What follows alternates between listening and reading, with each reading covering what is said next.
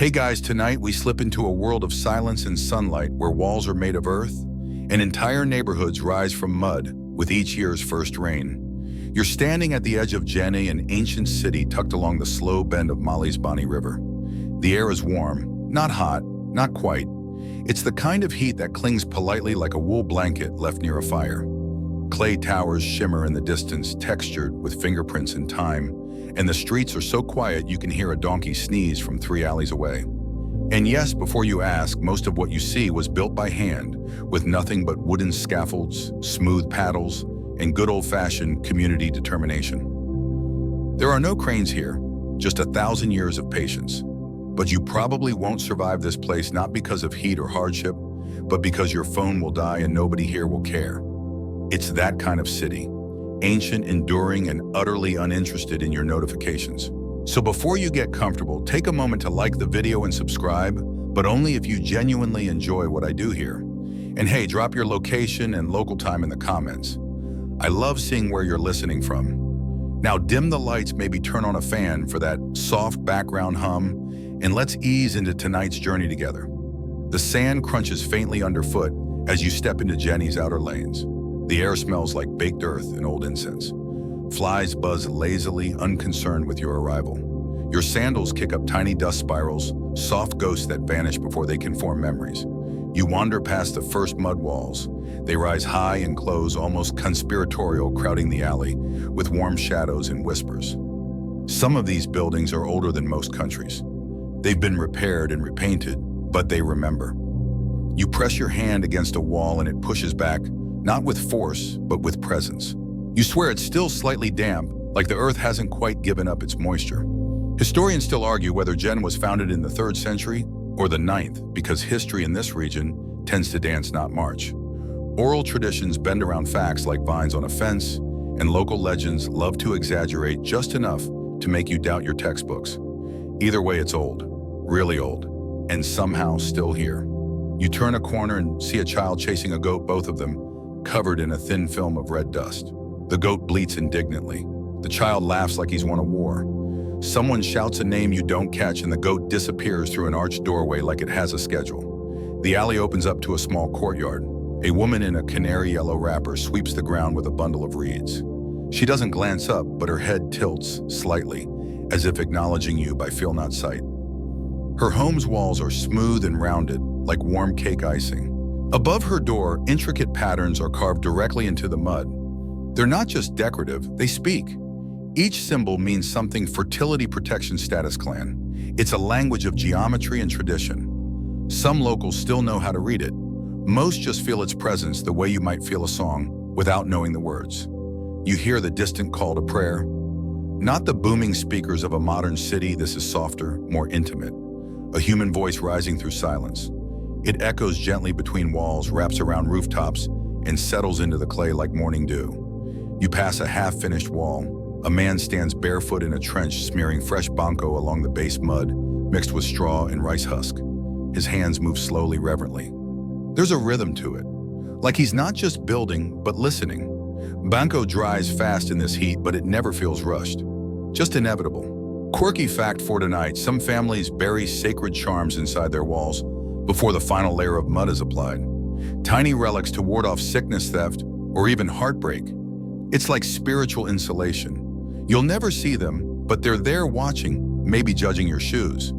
You continue walking, and the light changes. In Djenné, the sun doesn't set, it lowers itself politely, slipping behind walls, as if excusing itself from the conversation. Shadows grow long and cool. You notice the ground is slightly uneven, like the earth sighs in its sleep. A group of boys rolls a metal hoop down the alley, using a stick to guide it like a steering wheel. The hoop wobbles, tilts, then crashes into a wall with a soft clang. Nobody is hurt? Everyone is delighted. You smile despite yourself. Djenné is like that quiet joy tucked into corners you didn't expect. At the end of the alley, an open square beckons. But that's for later.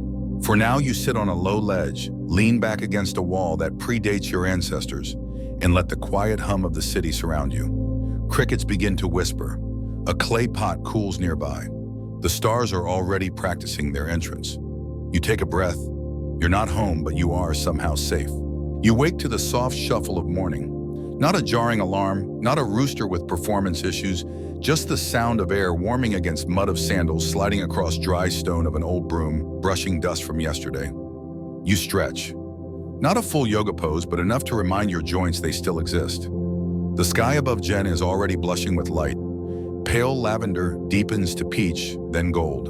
And there, glowing like a mirage built by gods who liked architecture, stands the Great Mosque.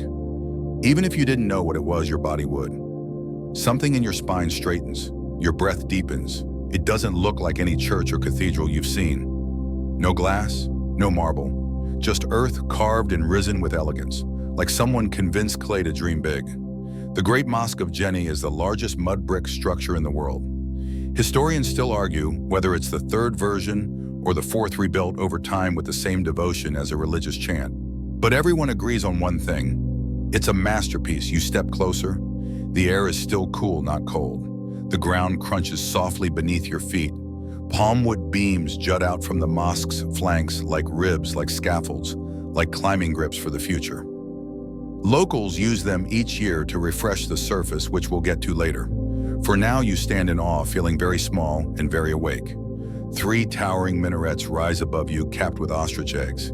Yes, actual eggs, painted white replaced when cracked, symbolic of purity and rebirth, and possibly breakfast. Scholars aren't sure. You run your fingers along the outer wall. It's smoother than you expect, cool from the night but warming quickly. You half expect the building to purr.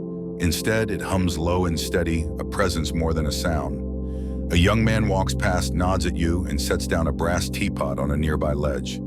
He pours the tea in one long, arcing stream, lifting the pot high, then back down. The foam swells in the glass like a little brown cloud. You're offered a cup, no words exchanged. You sip. It tastes like mint and sun and distant drums. This place has witnessed centuries of prayer trade, conflict and resilience. Empires came and went. France tried to colonize it. Floods threatened it. But the mosque still stands more like a living elder than a monument. Fun fact, the original version of the mosque back in the 13th century was said to be built by a local king who converted to Islam after a diplomatic trip and decided Djenné deserved a house of worship to rival Mecca. His name was Khoi Kunbro, and rumor has it he personally helped pack the mud. Imagine your mayor doing that today. The building glows differently depending on the hour. Right now, it's golden. By noon, it'll be the color of cinnamon. By evening, ash. Mud has moods. There's a quiet buzz around the square. Vendors begin to set up. A woman lays down a cloth, arranges mangoes like gemstones.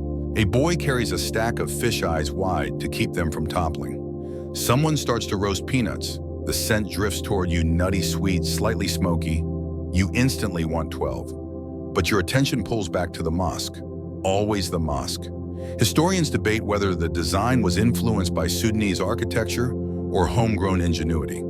Some say the vertical buttresses and soft symmetry suggest a Sahelian style that predates even Arab influences. Others claim it's a hybrid, the result of caravan traders, Moroccan masons, and local genius. But everyone agrees it's not just a building. It's a community anchor.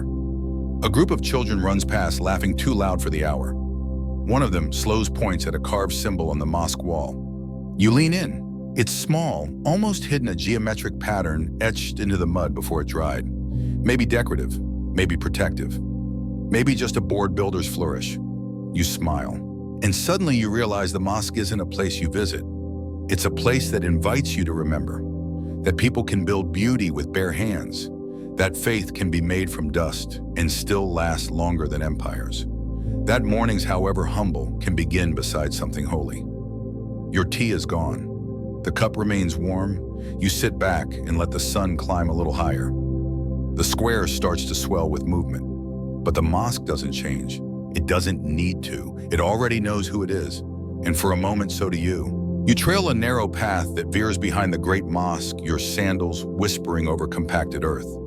The sun climbs higher now, spilling light onto the alleyways like someone unrolling bolts of honey-colored silk. Chickens bob past. A cat regards you with the exact disdain of a librarian who's just been shushed. And then you see it. A shallow trench, a pile of straw, and a few dozen buckets arranged in a half-moon. Welcome to Djenné's construction site, a mud lab without lab coats. Here you meet banco, the heartbeat of the city's architecture. Banco is what happens when you mix sun-baked soil with river water, sand-chopped rice husks, and a handful of mystery.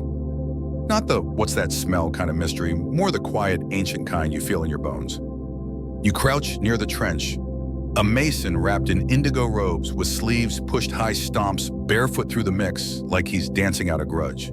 Slap, squish, press. His feet know this rhythm. They learned it before he had a name. Banco isn't just practical, it's spiritual. Before the first bucket of water is poured, the elders often whisper blessings into the dirt. No blueprint required, just memory. A mud house in Djenné doesn't begin with walls. It begins with permission from ancestors from the land, from the heat. Historians still argue whether the techniques came from ancient Ghana, from even older Berber settlements, or simply evolved here through generations of trial, error, and beautiful stubbornness. Whichever way they work, these walls don't just stand, they breathe. In the day, they repel heat. At night, they release it. Take that air conditioning. A teenage boy scoops the mix into a large bowl and flings it toward a half-built wall. The older mason smooths it instantly with a wooden paddle carving curves with the flair of a pastry chef. You try to help. Your handful of mud plops unceremoniously onto the ground like a sad meatball. The masons chuckle kindly, not cruelly. One pats your shoulder as if to say, even clay forgives. The wall rises slowly. Banco builds in layers. No hurry, like a good nap or a well-brewed tea. One layer dries, another begins. Between sessions, the structure rests under fabric shades to prevent cracking. Yes, the walls get tucked in like children. And here's your quirky tidbit. Some builders swear the best banco contains urine. Human or animal doesn't matter. Adds binding power, they say, with a wink. Others deny it vehemently. Scholars still testing. Nobody wants to be the intern assigned to that lab sample. You wander further down the path and see older houses already standing proud. Many have wooden beams poking through their sides like splinters that never got removed. But they're not mistakes. They're scaffolding, stubs left on purpose. Because in Djenné, every home expects to be fixed, repainted, loved again. Even buildings here believe in second chances. A child appears on a rooftop giggling and pours a bowl of water down the side. It hits the ground near your feet, splashing lightly. The child ducks back out of sight. Somewhere, someone laughs. You pass a wall adorned with geometric reliefs, rows of half circles, zigzag lines, and little suns. They're symbols, yes, but also signatures. Each builder adds their own artistic touch. Some are personal, some are religious, some are jokes only 3 people alive still understand. This isn't just construction, it's storytelling in sediment. And then there's the smell. Warm earth straw, something faintly sweet, maybe jasmine, maybe just contentment. A smell that says, I've existed for 1,000 years, and I'm not going anywhere. You pause at a nearly finished doorway. The lintel above it is lined with small wooden pegs ready for decorations to be added after the blessing ceremony. Every home, no matter how modest, gets a blessing, sometimes from an imam, sometimes from a grandmother. Honestly, you'd trust either. The sun now rides high. Shadows have shortened, but the walls keep you shaded, even comforted. In Djenné, buildings protect you not just from weather, but from forgetting where things begin with mud intention and people who still remember how to listen to the ground. You wipe your hands on your pants and laugh softly to yourself. You came here to learn about architecture. Instead, you found a theology in clay. A boy passes by carrying a pot on his head and says something in a language you don't understand, but his smile is universal. You wave back. The wall beside you seems to approve. And you think, what if all cities were this alive? The heat has thickened now, not cruel, but confident. It settles around your shoulders like a heavy shawl and reminds you this is a city that honors the sun. And like everything sacred here, the sun is greeted with ceremony. You hear it before you see it. A low murmur, feet in motion, laughter spilling through alleys. You round a corner, and there they are, dozens of locals gathered with buckets, baskets, shovels, and wide grins. They are preparing for the grand event that happens every single year, the replastering of the Great Mosque. It's not a chore, it's not an obligation, it's a celebration. The festival is called the Crépissage de la Grande Mosquée, and it's exactly what it sounds like, a full-day party where the entire town comes together to slather fresh banco on the mosque's walls. Imagine a town-wide spa day, but the client is a 600-year-old mud building, and the facial is 30 tons of clay. Children shriek as they run barefoot through puddles of mud. Women sing call and response songs while mixing banco with their hands, their arms coated in slick brown paste. Young men climb the scaffolding beams like acrobats, their movements swift and certain, spreading the mud with grace learned from years of repetition. You're handed a small wooden paddle by a girl who looks no older than 8. She gestures to a wall segment that hasn't yet been covered. You join in. Historians still argue whether this tradition began for purely structural reasons, or if it was always spiritual, whether it was meant to preserve the building or the people's bond with it. But ask anyone here and they'll say, why choose? It's both. And here's your quirky fact for the day: the replastering has its own dress code. Not officially, of course, but everyone wears their oldest, most beat-up clothes except for one guy. There's always one who shows up in white and regrets everything by noon. A boy slides through the mud on his stomach like a penguin, then jumps up triumphantly, dripping and laughing. An elder shakes his head, but doesn't stop smiling. This isn't a solemn affair. It's joyful, loud, messy in all the best ways. Think Mardi Gras, but with more grit. You squish through the crowd, paddle in hand, and help smooth out a patch just beneath one of the mosque's grand buttresses. The mud is warm like bread dough left in the sun, satisfying. There's something primal about the feel of it, like writing on the world in thick strokes. A man beside you hums as he works. The melody has no words, but it sticks in your head instantly. It loops, rises, falls. Work songs in Djenné are like spells meant to ease the labor to sink hearts and hands. As the day goes on, the walls darken rich with new banco. The mosque seems to inhale, to stand taller. The whole city tilts slightly toward it like flowers towards sunlight. You take a break beneath a woven canopy, sipping cold tamarind juice from a metal cup. It tastes sharp and sweet like citrus with a secret. Someone hands you a flatbread dusted in something spicy.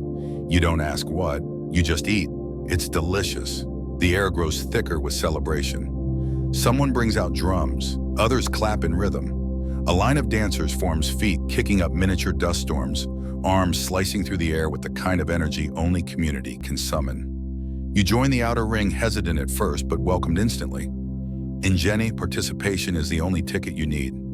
You pause to wipe your face. Mud is everywhere in your hair, your sleeves, your smile. A little girl points at the streak on your forehead and says something cheeky. You laugh. She laughs harder. This is how a city stays alive. Not by resisting time, but by remembering its rhythms. By afternoon, the mosque is fully coated in fresh mud, its surface glowing in the angled sunlight. The beams stick out like proud ribs again, ready to bear another year of weathered worship and wonder. You step back to admire the work, not yours alone, of course. The work of hundreds of hands, thousands of gestures, millions of shared memories. And here's something the guidebooks rarely mention. This ritual doesn't just reinforce the mosque, it reinforces the people. Everyone leaves covered in the same mud, singing the same songs, having contributed to something greater than themselves. A local proverb surfaces in your mind, something someone murmured earlier that day. If your hands are clean, you weren't helping. You smile and realize you never want to wash this mud off. By now, the city smells like earth and exertion. Sunlight glints off drying banco, and the last clumps of laughter echo between walls still slick with fresh layers of care. You meander through the lanes, your arms tired in the good way, like you've helped build something lasting, even if your contribution was lopsided and mostly cosmetic. And then the air changes. You feel it before you see it. A sudden hush, the damp coolness that kisses your skin as you turn a corner and find yourself facing the Bunny River. It stretches wide and calm, a soft-bellied serpent winding through this corner of Mali. Brownish, slow and dreamy, like tea left too long in the pot. You sit on a stone ledge, feet dangling over the bank, and watch it move. It doesn't rush. It never has. This river isn't interested in getting anywhere fast. And that's part of the magic. The Bani doesn't just border Djenné, it built it. Historians still argue whether Djenné's early prosperity was due to proximity to Timbuktu or the way the river made it an irresistible junction for traders. Either way, Djenné owed its rise not to roads, but to water. Long before asphalt and Google Maps, rivers were the highways of West Africa, and the Bani was a generous one. Traders floated in with salt from the Sahara, gold from the forests, cola nuts, ivory cloth, copper trinkets, and even dried fish wrapped in leaves like ancient Lunchables. Quirky fact: many boats here weren't boats at all. They were dugouts carved from single tree trunks and smeared with animal fat to stay waterproof. Some had names painted on the sides like Wind's Wife or Don't Sink Today. Very practical, very honest. Back in the day, Djenné functioned like a river port without a dock. Cargo would float up to the city's edges, get offloaded onto waiting donkeys, or into the arms of wiry, barefoot men who somehow carried a barrel on each shoulder. Goods entered one end of the market by river and often left through the other via camel. The Bani River did more than deliver wealth. It delivered culture. Languages mingled here, Bozo Bambara Fulani Songhai. Ideas flowed as easily as the water.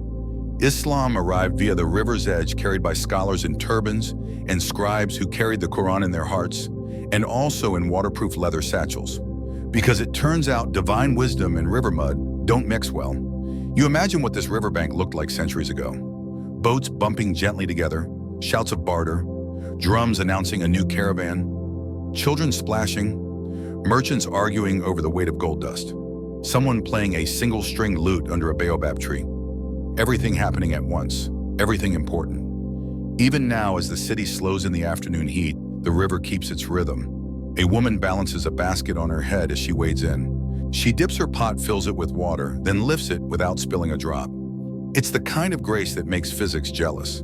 You spot fishermen out near the middle paddling narrow pirogues and casting nets in swooping arcs.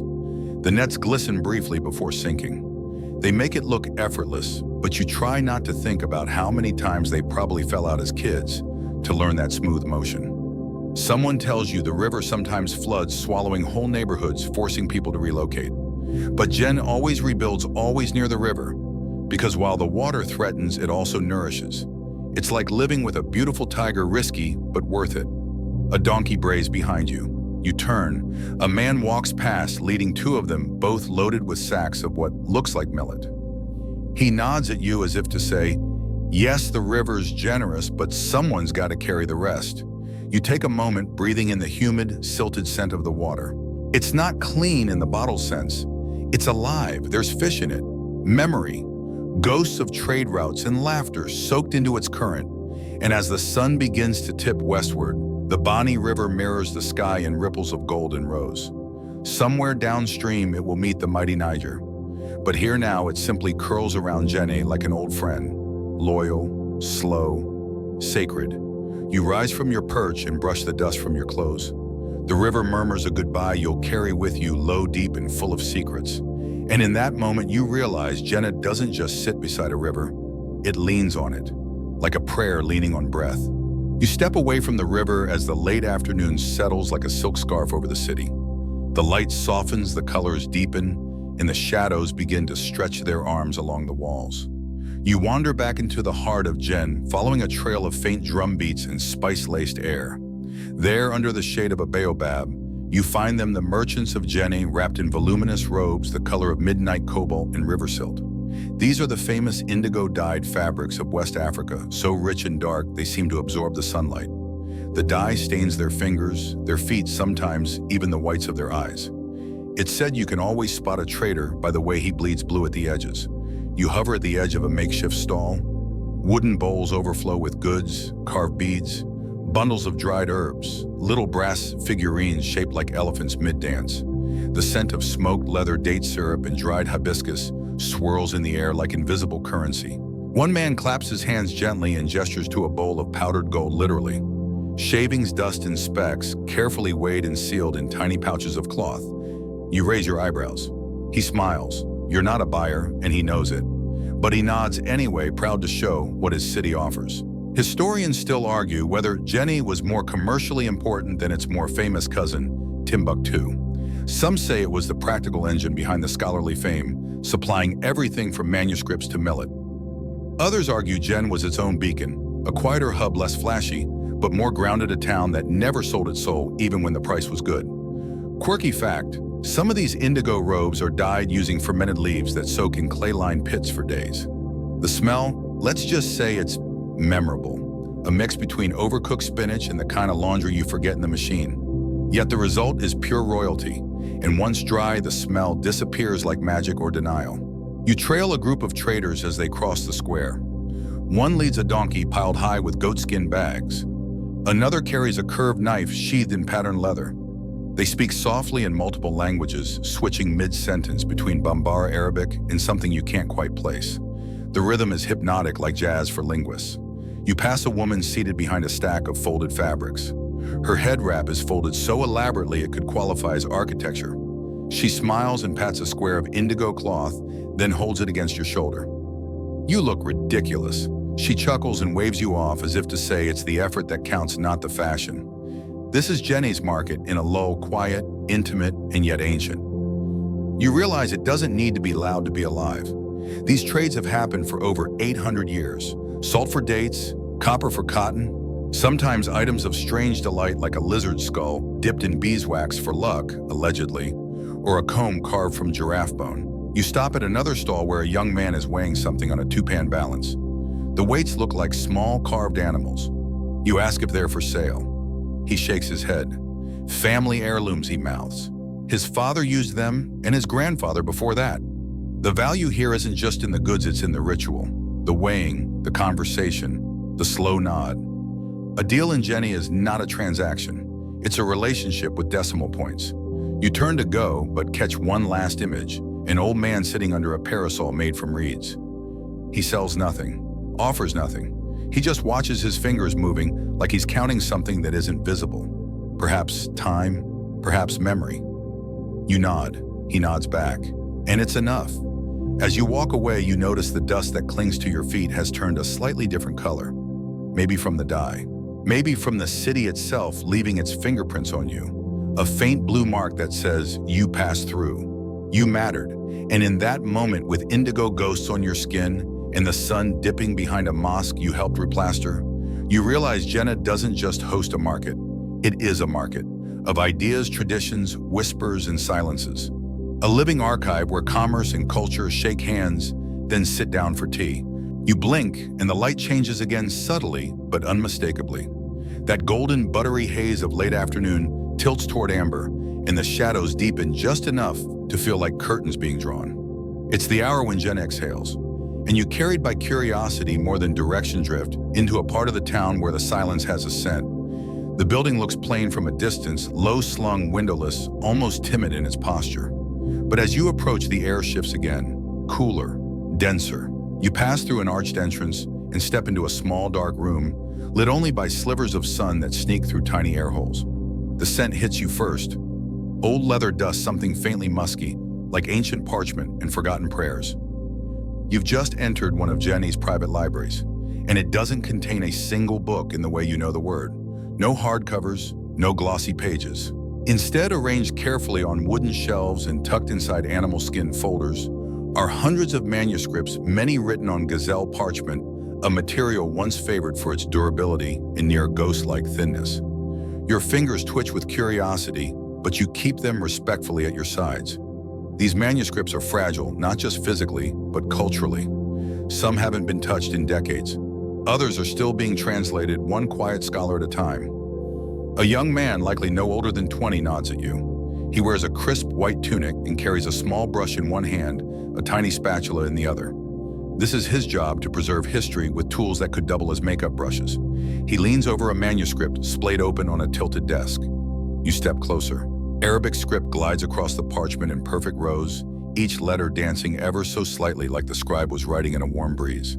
This page is a passage from the Quran, but the shelf behind him holds commentaries on law, astronomy, herbal medicine, and love poetry, so intense it might make your ears burn if you could read it. Historians still argue whether Djenné's libraries were more influential than Timbuktu's, or whether the two cities simply passed knowledge back and forth like a long, elegant conversation. Some even suggest that Djenné's scribes were more experimental, adding illustrations, unusual ink recipes, even glosses in local dialects. Quirky tidbit. Some ink here was made with burnt acacia pods mixed with powdered gold, not because it was flashy, but because God's words deserved to shimmer. The scribe you're watching dips a slender pen into a dark liquid and begins to trace a line. His posture is perfect, his focus unshakable. Occasionally he glances up, but never at you, only at the tiny hourglass on the shelf. It helps him time his breathing. Some say good calligraphy depends as much on lungs as on hands. A small boy tiptoes in and places a clay cup beside the desk. The scribe nods without looking. It's tea. Of course it's tea. Every truth in Djenné is accompanied by tea. You inch around the shelves, marveling at the scrolls bound in faded leather, some wrapped in linen cloth and tied with beads. One manuscript bears a red wax seal with a thumbprint pressed deep into its surface. A lineage, a vow. A librarian finally notices you lingering and smiles gently. He motions you over and pulls down a small bundle. He unties the cloth and reveals a manuscript not of religious verses, but of weather observations, rainfall patterns, wind directions, even bird migrations. It's dated over 300 years ago. You read one line. This year the rains came early, and with them forgiveness. You sit down without meaning to. This isn't a library, it's a memory palace. A quiet, breathing one. The librarian closes the manuscript and says something in Bambara. You don't understand, but it feels like thank you for listening. Or maybe just you understand more than you think. Before you leave, you notice something unexpected, a mosquito net hanging delicately in the corner draped over a mat where presumably one of the scholars sleeps. Even wisdom must rest, and even geniuses get bitten by bugs. You step outside and blink against the light. The streets seem louder now, the air less solemn. You're back in the world of markets and chickens and sun-warmed bricks, but a part of you is still inside that room, tracing letters with your breath. Djenné doesn't just teach, it whispers, in scripts that flicker like candle flames, in silence that stretches like river current, in libraries without books but filled with soul. You walk slowly now, not out of fatigue but reverence.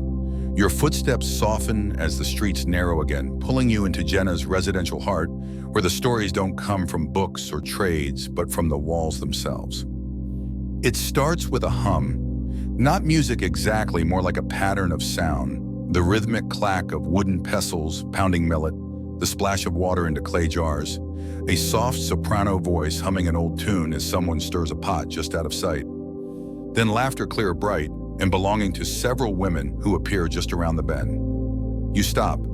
They're gathered in a shared courtyard surrounded on all sides by mud brick homes that lean in like wise relatives. One woman, tall and regal, with a striped wrap, balances a massive clay water jar on her head like she was born doing it.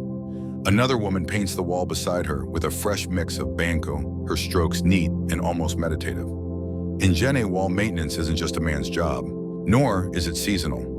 It's woven into daily life, into the rhythm of being. Just as one might sweep a floor or braid a child's hair, women repaint their homes often while telling stories, reciting prayers, or lightly arguing about which cousin failed to return a cooking pot.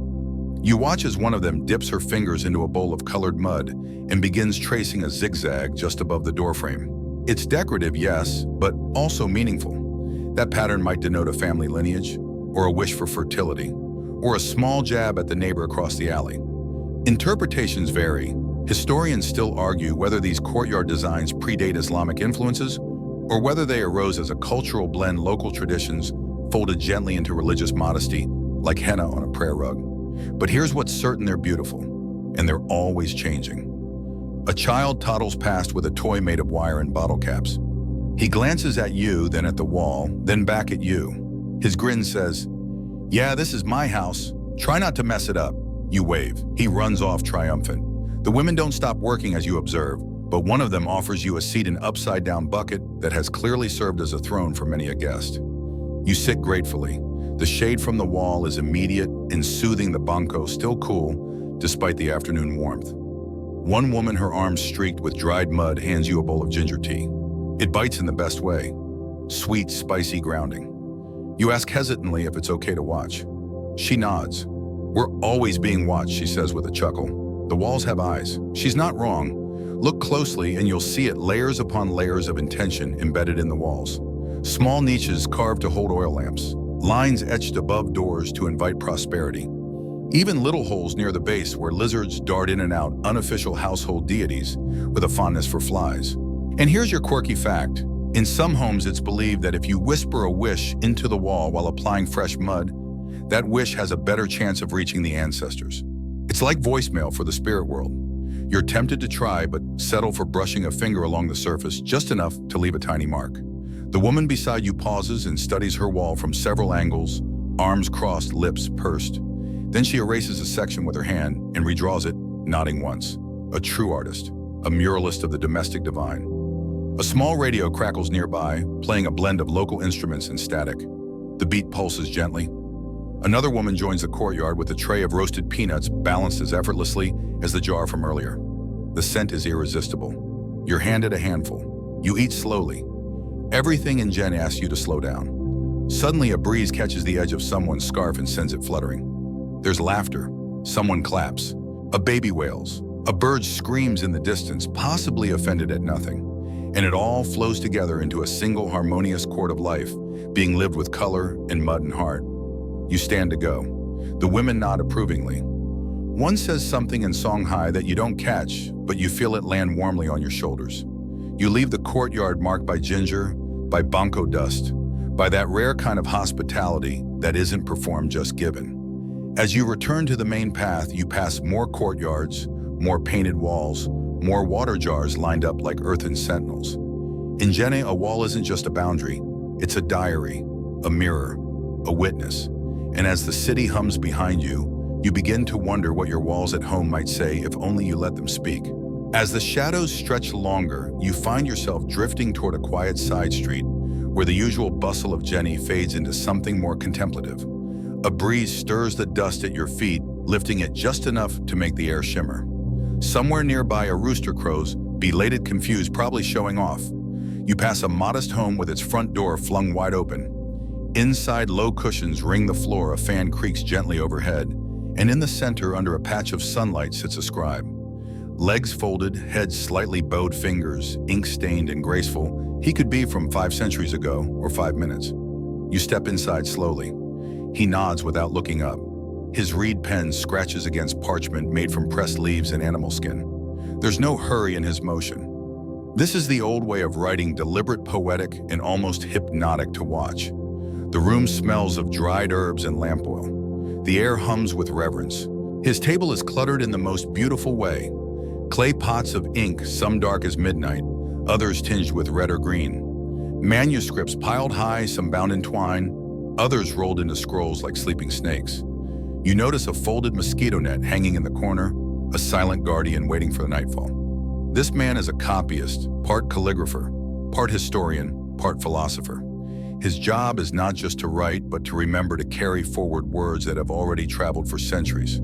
You see lines from the Quran beside diagrams of stars, proverbs, beside medicinal recipes, poems, beside tax records. It's the kind of literary salad that makes librarians both weep and rejoice. Historians still argue whether scribes like this were purely religious figures or if they doubled as legal advisors, doctors, or marriage counselors. The answer, you suspect, is yes to all. In Djenné, knowledge isn't separated by discipline. It's all one weave, one thread running through generations.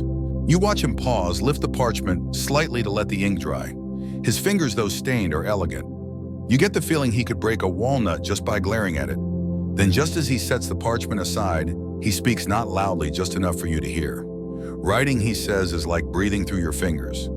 You're not sure if that's a proverb or if he just made it up. Either way, it settles somewhere deep in your chest.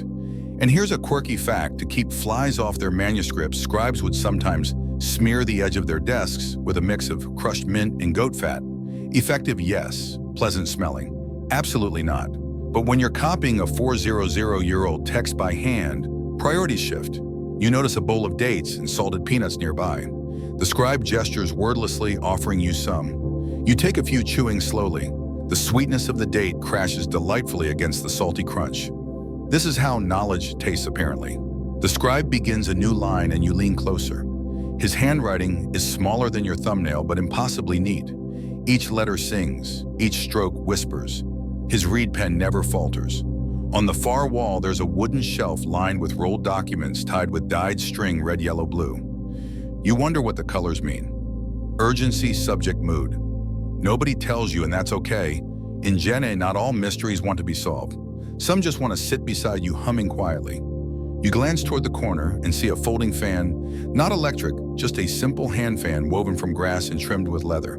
It rests on top of a closed manuscript like punctuation. Even scholars need air and breaks, probably both at once. The scribe finally lifts his gaze. His eyes are kind, a little tired, and glitter with the sort of wisdom that doesn't announce itself. You thank him, even if the words come out too softly. He nods, and just like that, returns to the page. You step outside, blinking into the late afternoon sun. The sounds of the street come back. Slowly, voices, carts, a child shrieking because someone stole his stick, which was apparently the best stick ever. But your ears still carry the scratch of ink in the calm of that quiet room. As you walk, you pass another home with a scribe inside, this one younger, a woman with hair wrapped in emerald green, humming as she writes. Two toddlers nap near her feet. The pen doesn't stop. History waits for no one, but it does tolerate soft breathing. You continue onward, comforted by the knowledge that in Djenné, learning doesn't sit behind glass or screens. It lives in laps, on mats, in whispered corrections, in well-worn ink pots. And maybe, just maybe, you'll dream tonight in slow, looping letters that glide across ancient parchment. Twilight comes not with fanfare, but with a sigh. Djenné doesn't burst into nightlife, it settles into it, like a cat curling into its own warmth. You move through the city's center now, where the heartbeat once quickened with trade, prayer, and noise. But tonight, your destination is something far quieter, more delicate than gold, and arguably more powerful. You arrive at a long, low platform shaded by faded canvas. No neon signs, no cash registers. Just rows of quiet-eyed men seated on carpets behind small tables laid with slabs of salt and tiny leather pouches of gold dust. There's almost no talking, only the faint murmur of greetings. This is not a bazaar. This is silent commerce, a practice as strange as it is poetic. Here, buyers and sellers exchange goods without speaking. Not because of superstition, not because of sacred rule. Simply because that's how it's always been done. In the old days, traders came from far-flung tribes with no shared language. So silence became the bridge. Historians still argue whether this system was born of practicality or deep mutual respect. Some even suggest it prevented deception after all. It's hard to lie when you say nothing at all. You watch a transaction unfold like a dance. A man places a leather pouch beside a block of salt. He steps back. The seller leans forward, examines the offering, then either takes the pouch or leaves it and adjusts the salt. No arguing, no guilt tripping. Just quiet negotiations conducted with body language, glances, and trust. Quirky fact. Some say the original traders would turn their backs during the process, completely avoiding eye contact, allowing the trade to happen like a ghost entering a tent. Spooky maybe, but also strangely courteous. You're motioned to sit beside a weathered merchant whose robes shimmer faintly under the last stretch of sun. In front of him, a woven mat holding a single amber bead, a tuft of indigo-dyed wool, and a small glass bottle with something that smells like citrus and wind. He looks at you, not urgently, not expectantly, just calmly. You nod. He nods. You take a closer look at the amber, rough-edged and warm in the light. Not plastic, not polished, just honest. The wool is dense, rich, clearly hand-spun. The bottle, that's anyone's guess, but you kind of want to smell like that forever. You place a smooth stone from your pocket on the mat. Not a real offer, just a gesture. He smiles, then slowly slides a coin across the cloth. You both know this is just a game, a whisper of an interaction. But in Djenné, even games have dignity. You spend the next half hour just watching. Men and women come and go. A child delivers tea to one of the traders. No words exchanged, just the clink of glass and a wink. The sun finally dips beneath the horizon, casting a deep bronze over the scene. Lamps flicker on dim and warm. Their glow hits the salt slabs in such a way that they look like sacred tablets. The gold dust glimmers like powdered stars. The silence deepens, not oppressive, but thoughtful. Someone coughs, someone else chuckles quietly. Still no talking. You wonder how many fortunes have passed hands in this manner. How many betrayals were avoided by letting silence hold the space. How many generations have learned to weigh, measure trust without ever raising their voices. A small boy sits beside you. He's watching too. His eyes reflect the light from the salt. His fingers mimic the motions of the men offer, assess, accept. You can tell he's already fluent. When you finally stand to leave, no one bids you farewell. But several heads nod in your direction. It's not a goodbye, just a ripple of acknowledgement. In this space, silence is both currency and benediction. You walk back through the city, your thoughts quiet now. The ground feels softer, the air thicker with starlight. And as you pass beneath the outline of the Great Mosque once more, its fresh banco still drying its minarets like silhouettes of sleeping giants, you realize something. You didn't need to buy anything tonight. You've already gained something far rarer. In a world addicted to noise, Djenné has offered you a gift. a reminder that some of the most powerful transactions happen in silence. The sky above Djenné is now an indigo quilt stitched with stars. The kind of night that invites stories to crawl out of walls and sit beside you. You meander through quieter alleys, arms loose, heart oddly full. The air carries traces of wood-smoked tamarind and something you can't quite name, like nostalgia for a time you never lived in. You turn a corner and nearly walk into an elderly woman stirring something in a shallow ceramic pot. She's squatting beside a fire, unbothered by your surprise. She doesn't jump, she doesn't speak. She just gives you a sideways glance like, "Curious traveler, welcome to my skincare routine." Because tonight you're about to discover one of Djenné's stranger traditions, crocodile dung sunscreen. Yes, you read that right.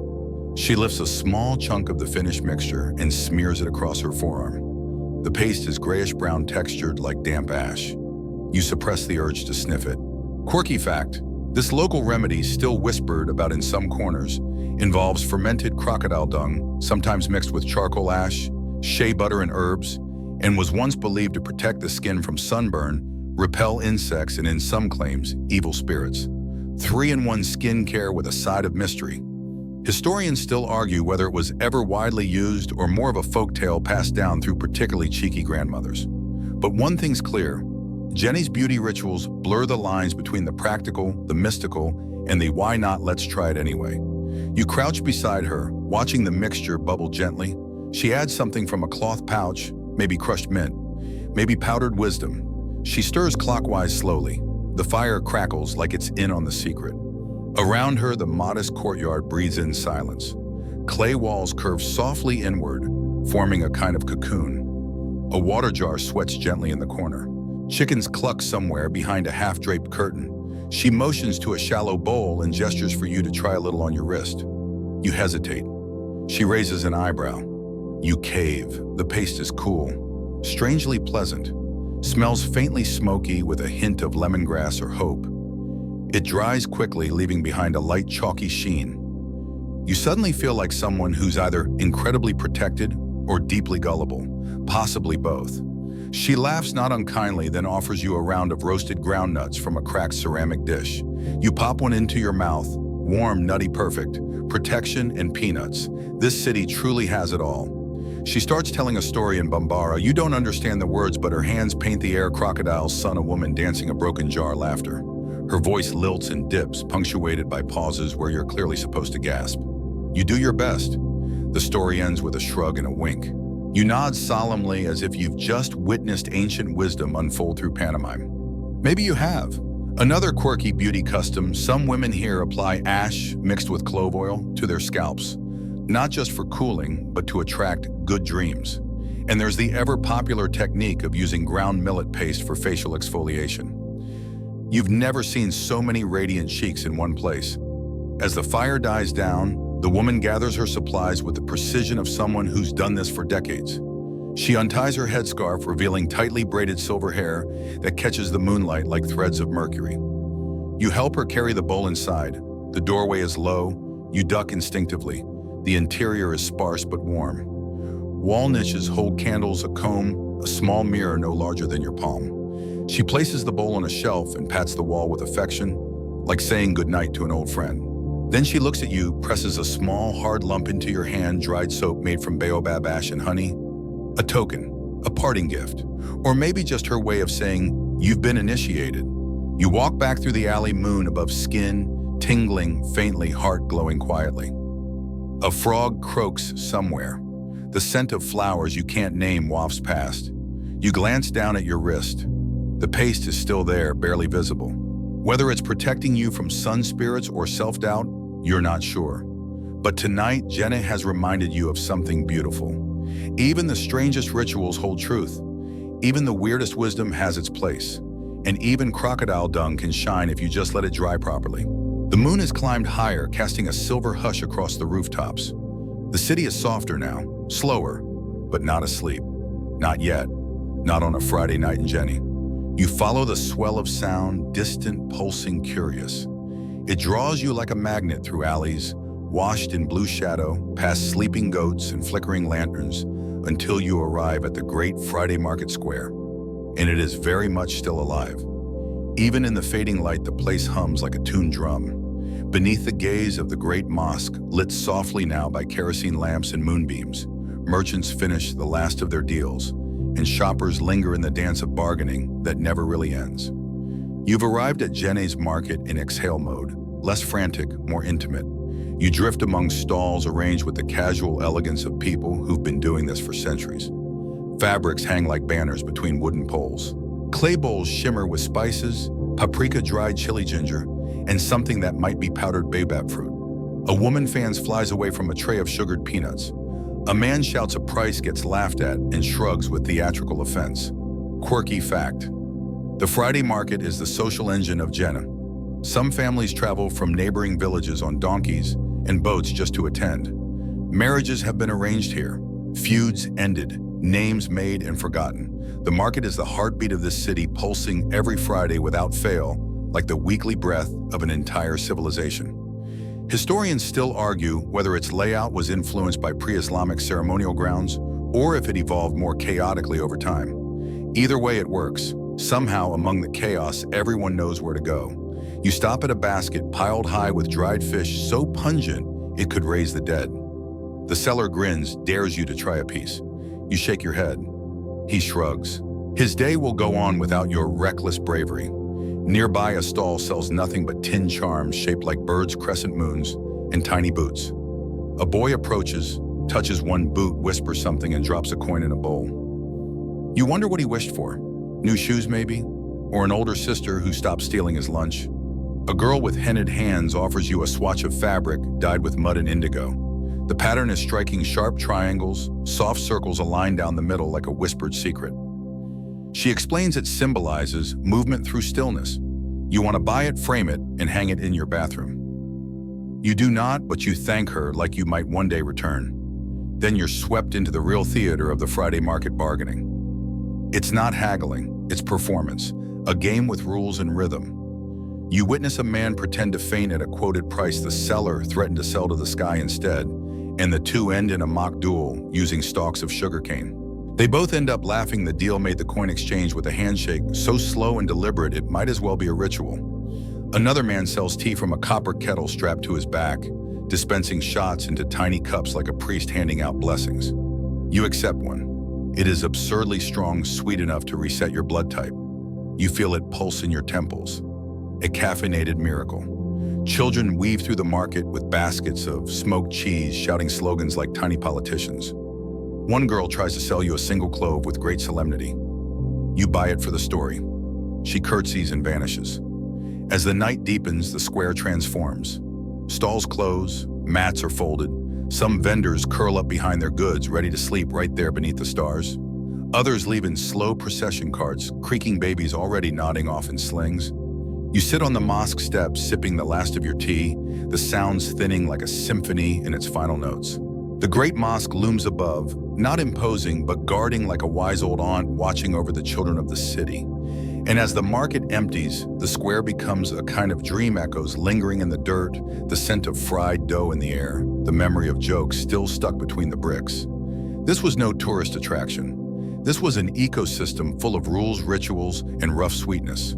You walk home with dust on your legs, spice on your tongue, and the kind of joy that doesn't announce itself.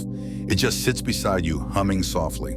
You wake up later than expected. Not because the call to prayer didn't float through your window, it did, but because last night's market left you soaked in the kind of tired that feels like satisfaction.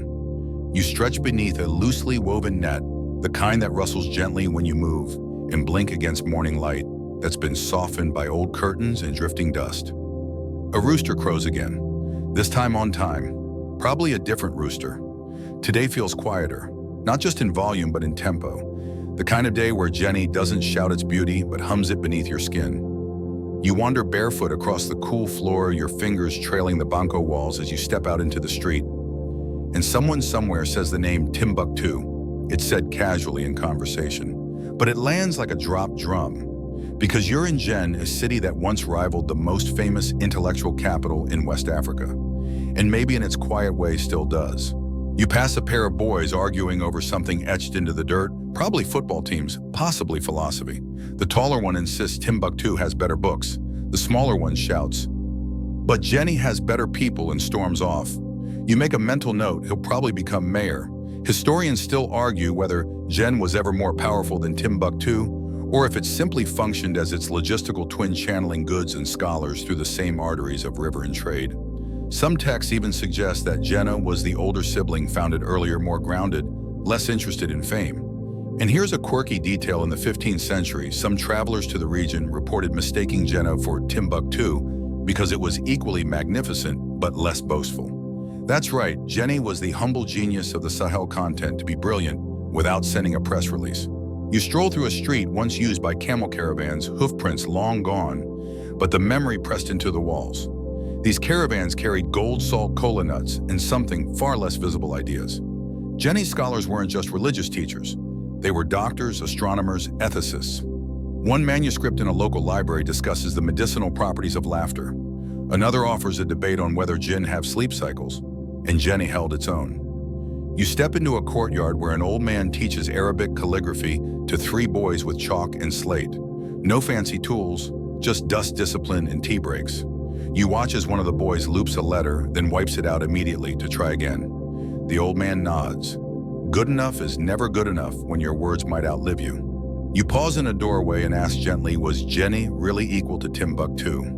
The man smiles, scratches his beard, and says Timbuktu had the spotlight. We built the stage. You don't argue. The more you wander, the more you notice the subtle signs of a city that has always been comfortable with being essential but unseen. Carvings on doors with quotes from ancient texts. Paintings that suggest layered philosophies rather than flashy symbols. Even the layout of the town feels more like a mandala than a grid. And yet it wasn't hidden. European explorers in the 1800s reached Djenné and were baffled by its architectural symmetry and the sheer intelligence of its scholars. One described it as a place where even the traders speak in metaphor. Another noted that the locals seemed entirely unimpressed by European maps. And of course they were. Djenné knew who it was before maps were even a thing. You sit beneath a neem tree and watch a woman recite verses to her child while mending a shoe. Her tone is melodic, somewhere between lullaby and lecture. The child nods, clearly absorbing every word. You realize in that moment, education here doesn't stop at books. It's in the rhythm of speech, the gesture of a hand, the alignment of wall and window. The whole city teaches. A breeze stirs, a page flutters open in a manuscript someone left drying in the sun. The words are barely visible, but you swear they wink at you. Djenné may never have had the international spotlight. It didn't collect travelers like trophies. It didn't build monuments just to be seen. But it held the knowledge that fed an empire's brain, and it did so with mud silence and joy. You wander into a smaller side market now, not the Grand Friday Square, but a modest patch of earth tucked between homes where fewer tourists tread, and magic gets sold in daylight. At first glance, it looks ordinary: rows of tables, reed mats on the ground, bundles of herbs, worn tin containers with hand-scrawled labels. But look closer. These are not vegetables or tools. This is the amulet market. You pause beside a stall covered in scraps of leather, tiny vials of powder, and folded charms wrapped in cloth. Each object has weight, not in grams, but in intention. One man sells talismans to protect against nightmares. Another offers bracelets infused with verses to improve your memory, your luck, or your ability to impress your in-laws. And there, proudly displayed, is what might be your favorite item, yet a clay pot painted with the symbol for protection, and a sticker of a chicken. When you raise an eyebrow, the seller leans in and whispers, "For jealous neighbors." You immediately want 12. Historians still argue whether these amulet traditions are purely Islamic, older than Islam, or some syncretic swirl of West African animism and Sahelian spirituality. But for locals, the distinction doesn't matter. These aren't museum artifacts. They're daily tools for spiritual hygiene. You watch as a woman unwraps a folded paper and hands it to the seller.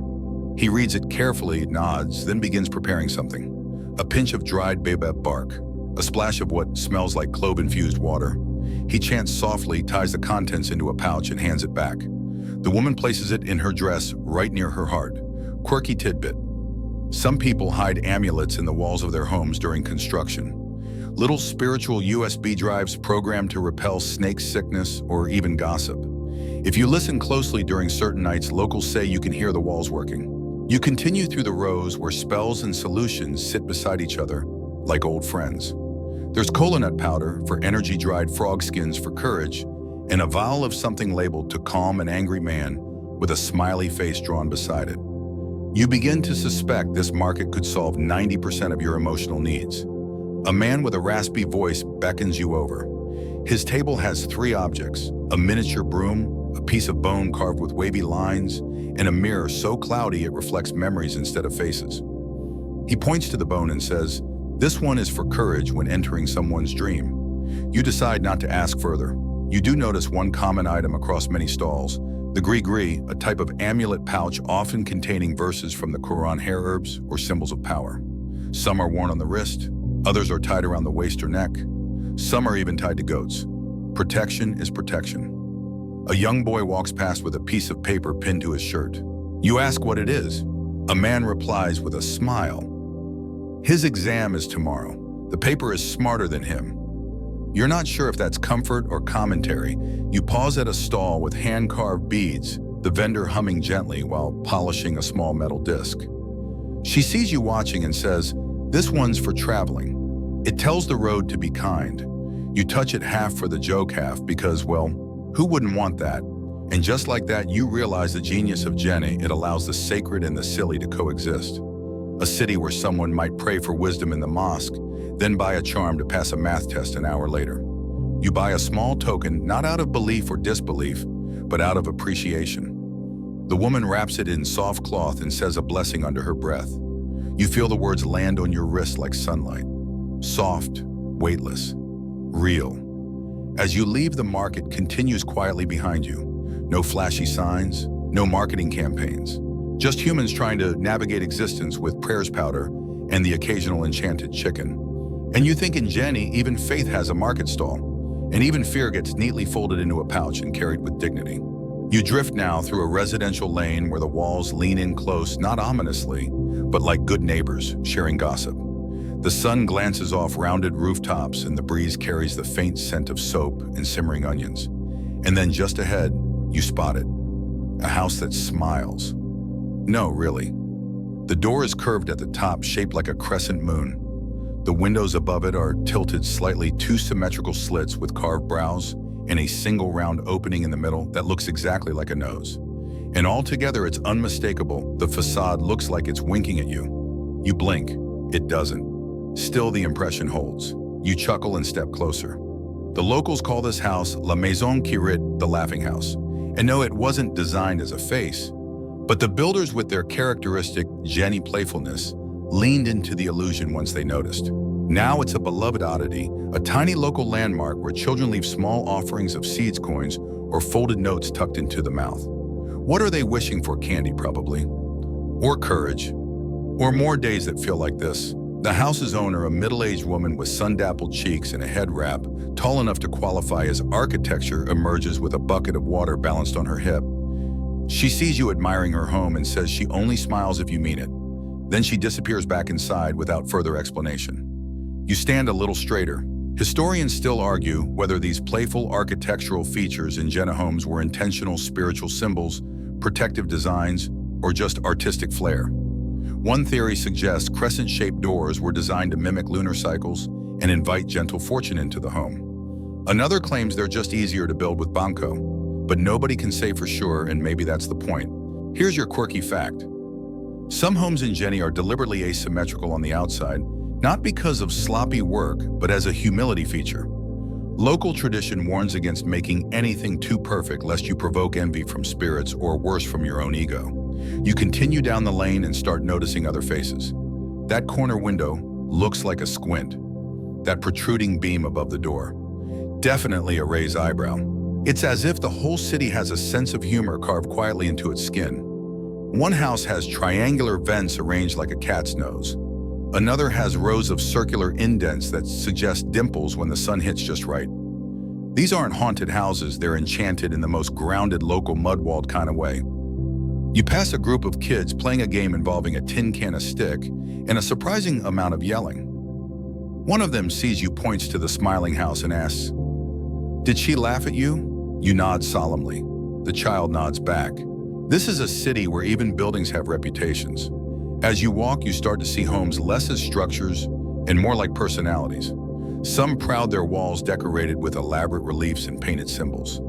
Others more introverted with plain surfaces, but curious door handles or intricately braided ropes hanging from windows. You pass a wall with a mosaic of clay shards and bits of broken tile, a homemade gallery. A little girl peeks out, sees you looking, and says, "That's my uncle's story." When you ask what it means, she grins. "He stepped on a lizard." She offers no further detail. You stop to admire a door studded with wooden pegs, each one painted a different color. When you tap one gently, it makes a dull thunk. The door creaks open slightly. You freeze. A hand appears, waves politely, and then closes the door again. In Djenné, hospitality and mystery are often the same thing. Eventually, you loop back to the laughing house.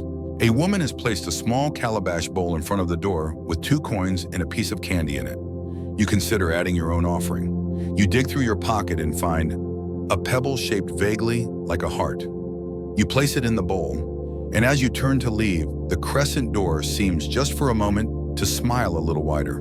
You leave the lane humming quietly, wondering what your own house would say if given eyebrows and a mouth. And you think in Djenné, even mud walls get the last laugh. You round the corner from the laughing house, still smiling faintly yourself, when the wall beside you changes subtly at first. It's rougher here, scratched, layered in streaks that don't match the usual brush marks of banco plaster. You stop, run your fingers lightly across it. There are etchings in the mud, some faded, some fresh. Names, shapes, dates.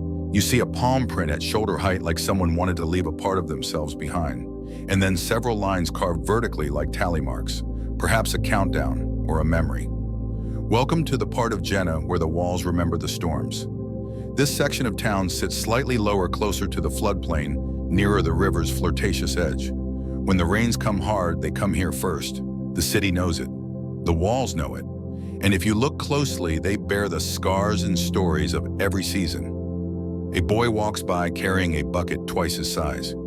You ask about the marks. He shrugs. "That one's the year my uncle fell off the roof during replastering." He points at another. "That was the bad year. My goat drowned." Then he walks off like he's reciting entries in an invisible diary. Historians still argue whether Djenné's residents began intentionally marking the flood levels, or whether the markings began accidentally graffiti turned data turned memory. What's certain is this: every line has weight. Quirky fact, in some homes, families trace a small notch in the doorframe each rainy season to mark how far the water crept inside. Some paint over them. Others keep them like battle ribbons. There's even one wall nearby where you can count 16 distinct layers each, a season each, a testament to survival. You lean against a wall that slants ever so slightly inward. Not from shoddy construction, but from repeated rebuilding, a natural lean earned over years of repair and mud applied by hand in sorrow, relief, and resilience. It's like the wall is sighing but refusing to fall. A woman nearby is repainting the base of her home, not the top, just the bottom where the floods kissed first. She waves you over, hands you a paddle, and gestures to a bucket of fresh banco. You scoop, smear, and immediately understand this is not decoration. This is armor. As you work, she points to a faded name scratched high on the wall. "Mine," she says. "I wrote it during the big storm when I thought the house might leave." It didn't, and neither did she. You ask if the city ever considers moving to higher ground. She laughs. "The city already moved. We just kept bringing it back." And she's right. Djenné has been relocated multiple times throughout history due to flooding, changing trade routes, even plagues. But always the people return. Not because they're stubborn, though maybe that too, but because the city isn't just the buildings. It's the rhythm, the dust, the way banco smells when the sun returns. Nearby, a child etches something into a fresh patch of drying mud. Not words, just a swirl, like a question mark turned sideways. You don't ask what it means. He likely doesn't know yet. Some memories grow into meaning over time. You pause before leaving the alley. One wall catches your eye. Unlike the others, it's not marked by a storm, but by childhood graffiti. Stick figures stars a smiley face with lopsided ears. This was someone's canvas. Maybe still is. Maybe art and floods come from the same place and need to say, "I was here." As you walk away, you notice how often people in Djenné glance at their own walls, not out of worry, but with a kind of familiarity. Like checking in on a quiet relative who remembers everything and never interrupts. And you wonder if your own walls could talk. Would they whisper? Would they keep score? Or would they, like Djenné's, simply stand through storm after storm asking nothing in return but the occasional paddle of fresh mud and the quiet promise of return. You stand now at the edge of an open space, an unpaved lot really with nothing to suggest its importance. Just dry grass, a few sun-cracked stones, and the sound of wind nosing through old walls. But your guide gestures to it with reverence. This, he says, is where the city used to be. Wait, what?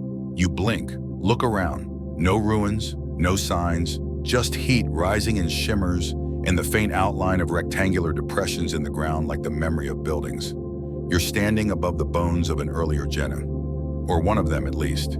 Because if there's one thing the city has mastered, it's moving without leaving. Historians still argue how many versions of Djenné have existed. Some say 3, others 6.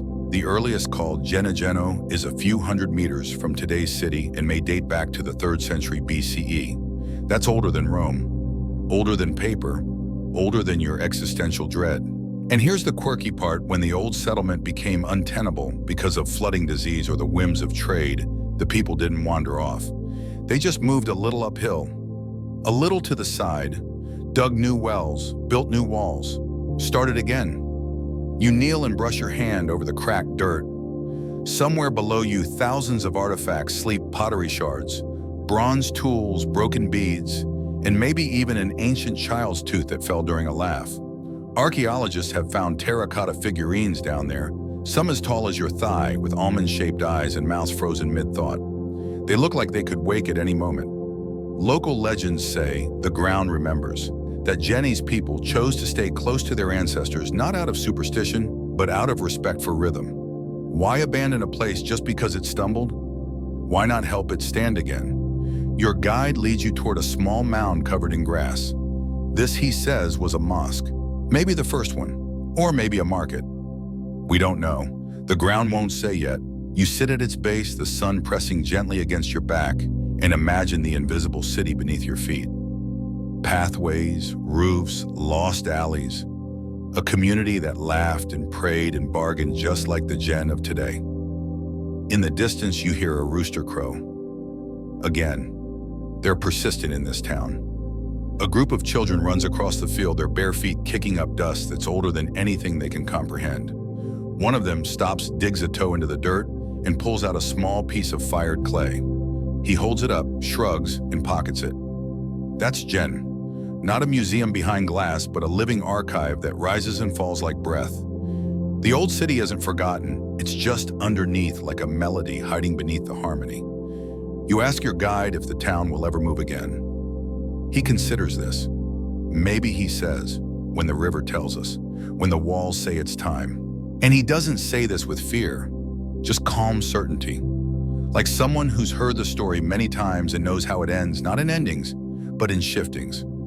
As you walk back toward the current city, your steps feel heavier, not from fatigue, but from awareness. Every footprint joins 1,000 others. Every stone you pass could be a roof tile from a home that existed a millennium ago. And as the wind picks up and sends a small swirl of dust dancing ahead of you, you wonder. Maybe the most remarkable thing about Djenné isn't that it endures, but that it endures nearby. Like someone refusing to leave a friend's bedside, even after the furniture's been moved. In Djenné, even cities get second chances. You return to the city's edge with a quiet step, the soles of your feet still warm from walking over centuries.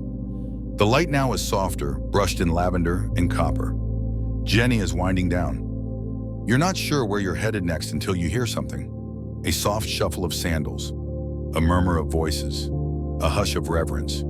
You follow. The street bends and opens into a narrow alley lined with people not crowding, just gathering. They lean against walls, kneel on woven mats, perch on low ledges. And between them all, slips of paper. Dozens of them. Some folded carefully, others crumpled as if written in haste.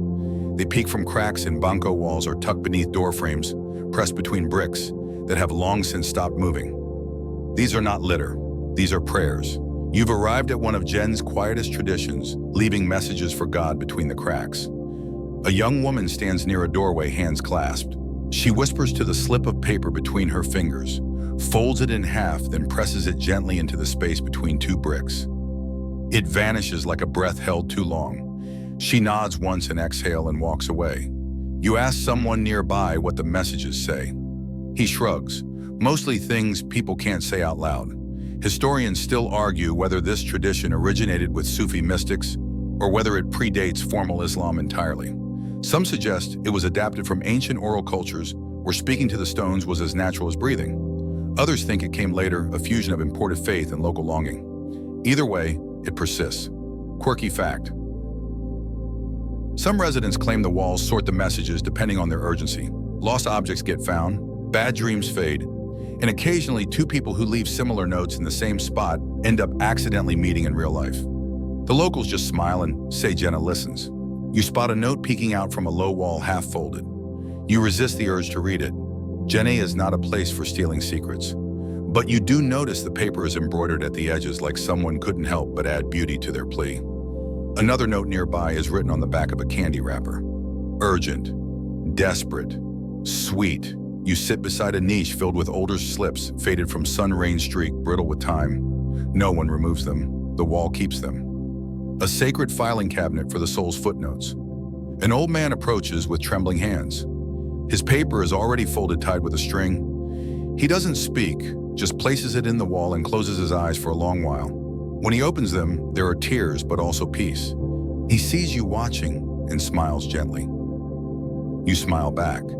A small boy runs past, giggling. He stops abruptly or reaches into his shirt and pulls out a tiny square of paper. He looks around, unsure where to put it. You point to a spot between two bricks near your knee. He nods, wedges it in, and sprints away like the prayer might take flight if he runs fast enough. The alley begins to empty, the light begins to fade, but the notes remain. You lean your head against the wall and imagine the vibrations running through it. Hundreds of hopes, confessions, fears, wishes. The kind of things we say in silence. The kind of things that only mud and time know how to hold. You take a piece of paper from your pocket, blank. You hadn't planned to write anything, but now you don't even hesitate. You write something small, honest. Just for the wall, you fold it, press it between the bricks, and you whisper, "Take care of this, please." The wall does not answer, but you walk away knowing it heard you anyway. In Djenné, even cracks in the wall have ears, and sometimes they carry what you can't.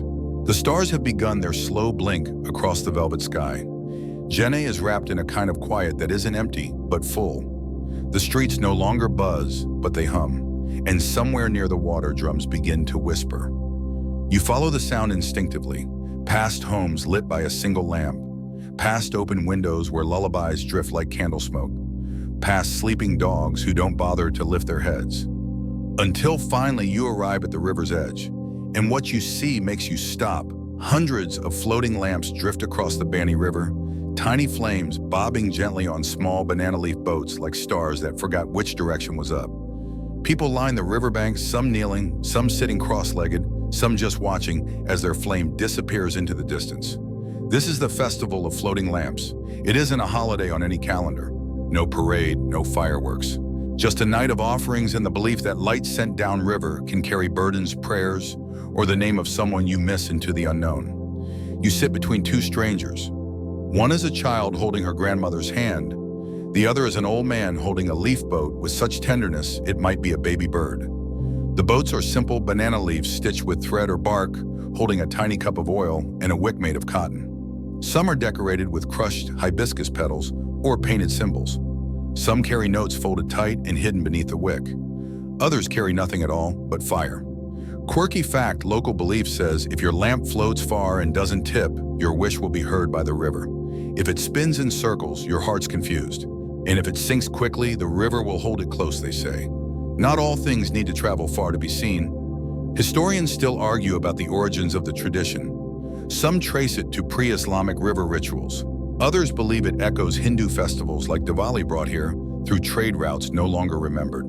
But ask anyone here and they'll tell you it came from the river. The river told someone. Someone listened. A girl beside you lights her lamp with a shaking hand. Her mother steadies it. They whisper something, then release it together. The flame flutters but holds. The boat rocks, then slides forward, quiet as breath. They watch it for a long time. You're handed your own lamp by a boy who doesn't speak. He just nods. You light the wick. Its glow is small but confident. And for a moment you hesitate. What do you send? A wish, a memory, A thank you. Finally, you whisper something simple. Not even a sentence, just a feeling. You place the lamp on the water and watch it drift. It doesn't go fast, it doesn't go far, but it goes, and that's enough. All around you, the flames drift like a silent constellation mirrored in the river's black skin. It's hard to tell where the sky ends and the water begins. People continue to release their lamps, some with ceremony, others with casual grace, but no one talks loudly. There's no need. Even the children, usually prone to volume and games, seem subdued. They watch the lamps as if watching themselves float away, carrying their hopes downstream with quiet dignity. A musician begins to play a soft melody on a chord 21 strings, each note plucked like a sigh. It drifts across the water, wrapping around the lamps like a lullaby. You sit back on the grass, hands behind your head, heart strangely light. Above you, the stars keep blinking. Below you, the river keeps moving. Around you, Djenné glows. You realize this is not a ritual about answers. It's a ritual about release. Letting go, not to forget, but to offer. Letting go not because it's over, but because you're ready to trust that something bigger, something quieter will carry it from here. And so you watch your lamp until it becomes just another dot in a sea of dots, until it blends into the horizon, until you no longer need to know where it goes. Because in Djenné, even the water listens. Even the dark is gentle. Even the fire floats. The riverbank quiets as the last lamp disappears downstream, its flame a distant shimmer barely brighter than the stars. You linger not because there's more to see, but because your body hasn't quite caught up to the stillness. People begin to rise, brushing off their garments, walking home in pairs, or alone, whispering not from secrecy but from respect. But you stay seated, cradled in the hush. Then from somewhere behind you, a small voice says, "Do you want to meet the crocodiles?" You turn to see a boy no older than 9, his tunic too large, one sandal clearly borrowed. His face is serious, like he's offering you not just a tour, but a truth. You nod. He leads you away from the river's edge, down a narrow path that skirts the old city walls and dips into a shallow gully. The light here is dimmer. The stars don't reach quite as easily, and the night carries a musk of dampness, clay, and something faintly reptilian. And there, nestled between banana trees and moss-covered stones, lies a small sacred pool. The water is still dark, rippling only at the edges. The boy points silently, and then you see them. Crocodiles, small ones, old ones. Too many to count. Their backs barely break the surface, and their eyes glow faintly, less menace than memory. They don't move toward you. They don't flee. They just exist like boulders that have decided to breathe. These are the city's protectors, the boy says. Historians still argue whether these crocodiles were ever truly worshipped or simply tolerated with deep superstition. Some believe they represent ancient river deities. Others think they're descendants of crocodiles once kept by marabouts, holy men, who believed animals could absorb illness or carry prayers across the veil. Quirky fact: some locals swear that in times of danger, floods, war, or bad omens, the crocodiles emerge from the pool, circle the Great Mosque once, and then return. No one knows where this story started, but everyone knows it. The boy pulls a small cloth from his pocket and unrolls it. Inside, a handful of dried fish pieces. He tosses one gently toward the water. A ripple, a slow blink. One crocodile glides forward, silent as moonlight, and accepts the offering with an almost polite snap. You ask, "Do people ever swim here?" The boy laughs, a soft, surprised sound. Only once. You don't ask what happened next. There's more than crocodiles in this pool. There's trust too, because in Djenné, sacred doesn't always mean safe. It means respected, even if it has teeth. You sit a while longer watching the stillness. Occasionally, one of the crocodiles will shift slightly, as if rearranging a dream. The boy doesn't speak again. Neither do you. And then out of nowhere, a chicken. It darts across the path, startled and extremely confused. You both jump. One crocodile turns its head, possibly offended. The boy shrugs. The chicken doesn't believe in danger. And just like that, the spell lifts a little. The boy gathers his cloth, offers you one last nod, and disappears into the night the way only children in stories can. You begin your walk back. The sacred pool fades behind you, the crocodiles now just memories pressed into the silence. But you feel them still, those slow guardians, those scaly monks who never sleep.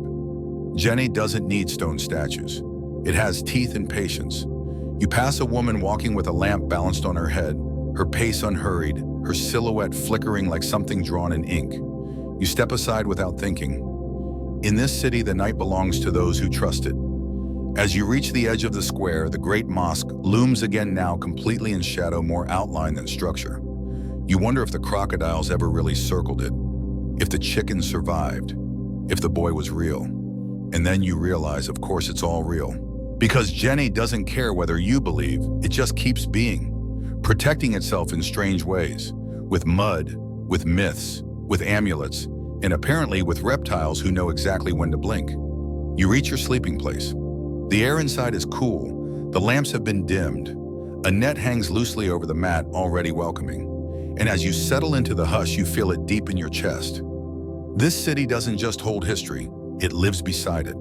Sometimes with prayers, sometimes with predators, always with grace. Morning arrives not with a bang, but with a soft exhale. You wake slowly, half sure you're still dreaming. The light that slips past the curtains is golden and drowsy, like honey poured in the slow motion. Somewhere outside, a metal pot clinks against stone. A broom sweeps in steady rhythm. Someone laughs just once gently. You rise, stretch, and step barefoot onto the cool earthen floor. Your fingers brush the nearest wall, and once again it feels alive. Not metaphorically, truly alive. The grooves, the warmth, the slight give beneath your touch. This wall has held prayers, water pots, maybe even storms. You run your palm across the surface like one might touch a sleeping animal. Respectfully, quietly, and then you begin to notice something: new symbols. Painted, etched, patterned in the plaster. On one home, a grid of diamonds. On another, a line of dots leading up to a crescent. Some in bold color, others just slightly darker mud.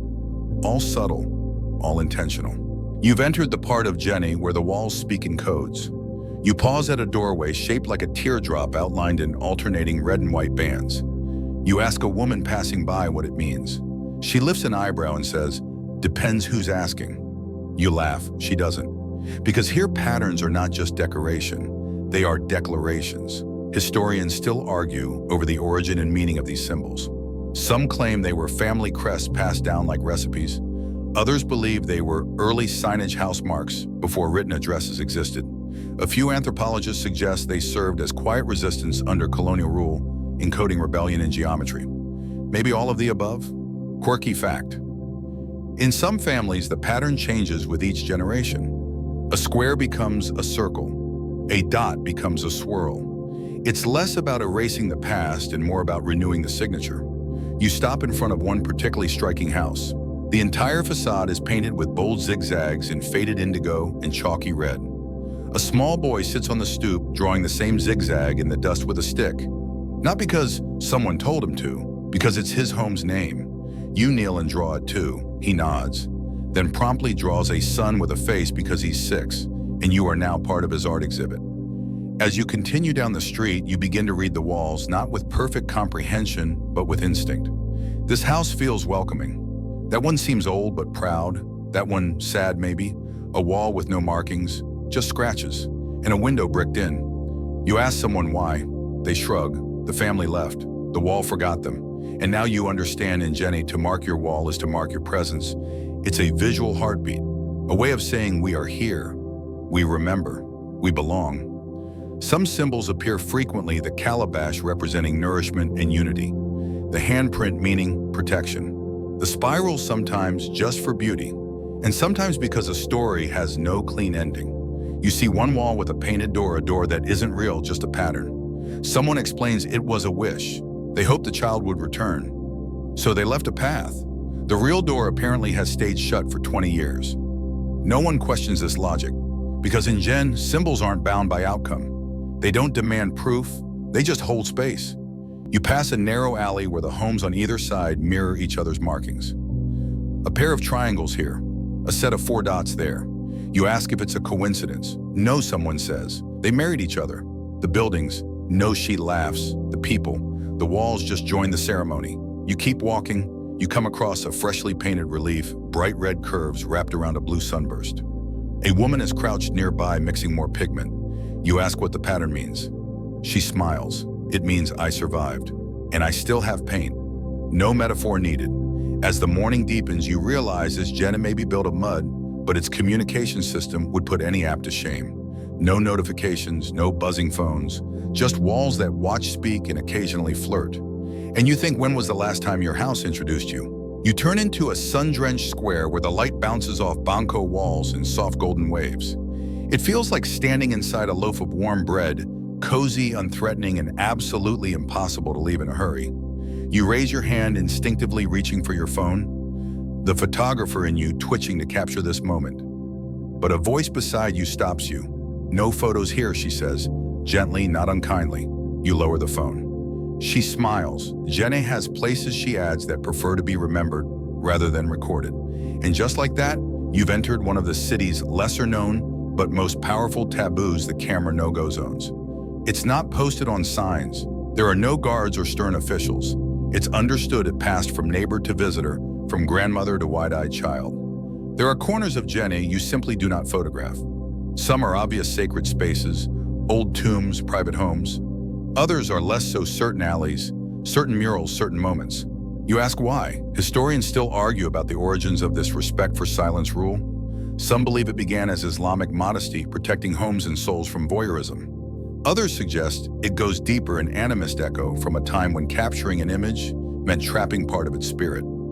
In a place this old, multiple truths can cohabitate without quarrel. Quirky fact, it's said that during the colonial era, French explorers attempted to photograph certain revered elders. The negatives came back blank. Whether it was exposure error or spiritual interference, no one knows. But the story still floats through Djenné like a cautionary proverb. You step into one of these unphotographable alleys. It's nothing grand, just mud walls drying laundry, a carved door slightly ajar. But it pulls at you. The scent of incense lingers. Someone has drawn a spiral in ash near the doorstep. You breathe in. You memorize everything: the curve of the shadow, the chipped paint on a windowsill, the worn groove in the threshold where 1,000 feet have passed. This is the kind of image you don't want to share, only keep. A child walks past with a bucket and glances at your empty hands. He nods in approval, like you've passed an invisible test. You continue walking, and now you see it everywhere: the quiet zones. A woman arranging prayer beads on her windowsill. A man whispering to a clay jar. A rooftop garden that seems to hover just above the city's collective heartbeat. There's a place near the edge of town, a shrine, though no one calls it that. Just a small square space with low walls and symbols etched into every surface. You're told it holds stories not meant for tourists, only for those born here. You sit outside the entrance, not daring to peek. And for the first time in a long time, you don't want a photo. You want the moment to stay wild, unkept, free from filters. You want to remember without owning. You walk on. You pass two teenagers taking a selfie in front of the mosque. One adjusts her headscarf, the other flashes peace signs. They giggle, review the photo, then delete it. "The light's wrong," they mutter. But you notice they took the shot outside the designated sacred area. Even in play, they follow the city's rhythm. A woman sweeps her stoop. You ask her if she minds photos. She tilts her head. "Of the house, yes. Of me, depends." She winks. "Ask my better side." You laugh together. And that's the thing, you're not forbidden from seeing. You're invited to witness. You're simply asked not to extract, not to trap. Because Djenné doesn't mind being remembered. It minds being flattened. The camera lens is wide, yes, but in a city like this, memory is wider. You return to your sleeping place that evening with no new photos on your device. But your mind is full. Of a window where someone prayed quietly. Of a wall painted with a secret. Of a moment that glowed and asked only to be held. You stare at your camera. It blinks back at you, unused, unoffended. And you think, in Djenné, not everything wants to be seen. Some things want to be felt and then gently let go. You wake the next morning to the sound of hammering. Not sharp or metallic, but the rhythmic thud of wood against earth. It pulses through the walls like a heartbeat. You pull on your sandals, step outside, and follow the sound. Down a narrow lane, you find them, the invisible architects of Djenné. They don't wear uniforms, no tool belts, no hard hats. Just wraparound tunics, sleeves rolled up, and feet bare in the red dust. They work quietly, almost meditatively, smoothing wet banco onto a crumbling wall. Their tools. A wooden paddle, a flat piece of bark, and most often their own hands. They see you and nod, but they don't stop. You are a visitor, and they are mid-conversation with the walls, not with you. This is not construction the way you know it. This is ritual craftsmanship passed from father to son, mother, to daughter neighbor to neighbor. There are no formal apprenticeships here, only years of watching, touching, listening to the mud. You approach a younger mason, smoothing banco onto a doorframe. He hums softly as he works, a tune with no words but a clear rhythm. You ask if the song means something. He grins. It helps the mud know what kind of day it is. Quirky fact: some Djenné builders refuse to work with banco made in silence. They say the mud holds better if it's accompanied by music, laughter, or prayer. The walls, after all, are made from life, and life isn't quiet. Historians still argue whether these traditions originated in Sahelian villages before the rise of the city, or were shaped by the needs of Islam and empire. But none of that matters now. What matters is the man at the corner house carefully sculpting a stair-step relief that will be dry by dusk and remembered for decades. You watch as one mason lifts a small jar and sprinkles water along the edge of the wall. Not splashing, sprinkling, like feeding a pet. He murmurs something you don't catch. A blessing maybe, or a reminder. Why barefoot, you ask? Another mason replies, the mud knows your weight, shoes confuse it. That sentence rewires something in your brain. You take a seat on a low stool as they continue working. There's a dance to it. One person applies the banco, another follows behind, smoothing it in gentle waves. A third inspects each patch, checking for symmetry, not with a ruler, but with an eye trained by memory. And here's the part that stuns you. Most of these buildings are not mapped. No floor plans, no schematics, no drawn blueprints. The architects carry the designs in their bodies, in the way their hands move, the way their backs bend, the way they glance at the sun before deciding where a window goes. One older mason finishes a corner edge with an elegant loop, then steps back. He tilts his head, squints, then adds a final curve with his pinky. That's the flourish. That's the signature. That's what makes it Djenné. You're invited to try. You press a scoop of banco against a half-finished wall. It sticks barely. A mason takes your wrist, rotates it slightly, shows you how to coax the mud into place. The pressure isn't forceful, it's conversational, as if you're convincing the clay to stay, not commanding it. The wall accepts your patch. For now, you step back oddly proud. The younger mason grins. It's crooked, he says, but it's sincere. You thank him. Later you learn that these masons are unofficial historians of Djenné. They remember which families used which designs, who painted what symbol, which wall stood during the Great Flood, and which one fell after a marriage ended. Their memories are embedded in the city's skin. You pass one mason, brushing the final touches onto a doorway. He stops, places his hand flat on the dried mud, and holds it there. Why, you ask? He smiles. I like to leave part of me. You notice now faintly handprints across several buildings. Not deliberate markings, just touches left behind like exhaled signatures. As you walk away, you glance back and realize something strange. You can't describe what color the buildings were. Were they red, gold, gray? The truth is, they were the color of hands.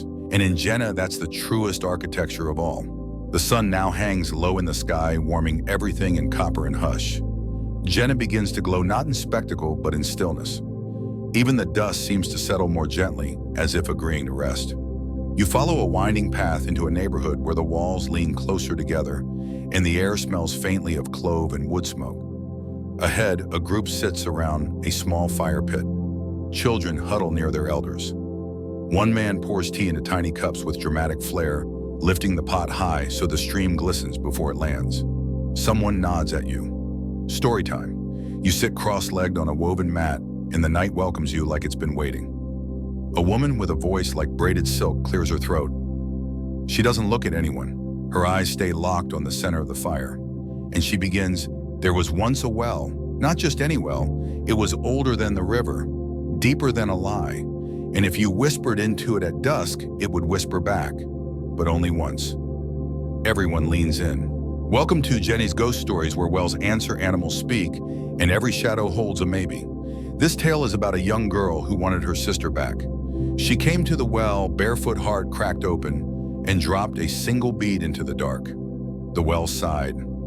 Then it said, "She remembers you." But memory is not a rope, and that was it. The next morning, the girl's sister came back not from the dead, just from another village unannounced. No one ever explained it. The woman sips her tea, no punchline, no moral. Just an echo that keeps bouncing. Historians still argue about the purpose of these well stories. Are they moral parables, warnings, entertainment, or just a way to make still water shiver? Quirky fact. One well in Djenné, now sealed, was said to grant 3 wishes, but only if you told no one you visited it. Naturally, no one can prove it worked, because everyone who did kept quiet. You glance around. The children are wide-eyed, perched like tiny owls. One clutches an older sibling's sleeve. A man smirks at the fire, clearly pretending to be braver than he is. A second tale begins. This one features a talking goat, a mango tree that bursts into flames when lied to, and a boy who tried to outrun his own name. You're not sure what the message is. Maybe there isn't one, but it lingers like perfume on your sleeve. Then a third story, and here the tone shifts. The well outside the laughing house, someone says. It doesn't grant wishes. It collects secrets. You feel a chill despite the fire. If you drop something into it, something precious, something else disappears. Maybe a bad dream, maybe a regret, maybe your fear of the dark, but the trade is never clear. The well chooses. You ask, have you ever tried? An old man chuckles. I dropped my wedding ring. Lost it in a thunderstorm. 2 weeks later, my stutter vanished. He pauses. I miss the ring, not the stutter. Everyone laughs, nervously. The fire crackles. Someone tosses in a handful of dry herbs and it flares blue for a heartbeat. The tea is passed around again. Sweet, hot grounding. You sip feeling both more awake and more asleep. A child asks for a happy story. An elder obliges. A woman once dropped a song into the well because her voice was cracked from grief. A week later, a bird landed on her windowsill and began to sing her song back note for note. There's a pause.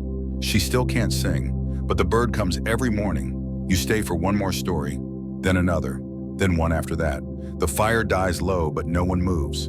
The well stories aren't told for entertainment. They're told because some truths need to be spoken sideways in metaphor, in myth, in the voices of animals and shadows.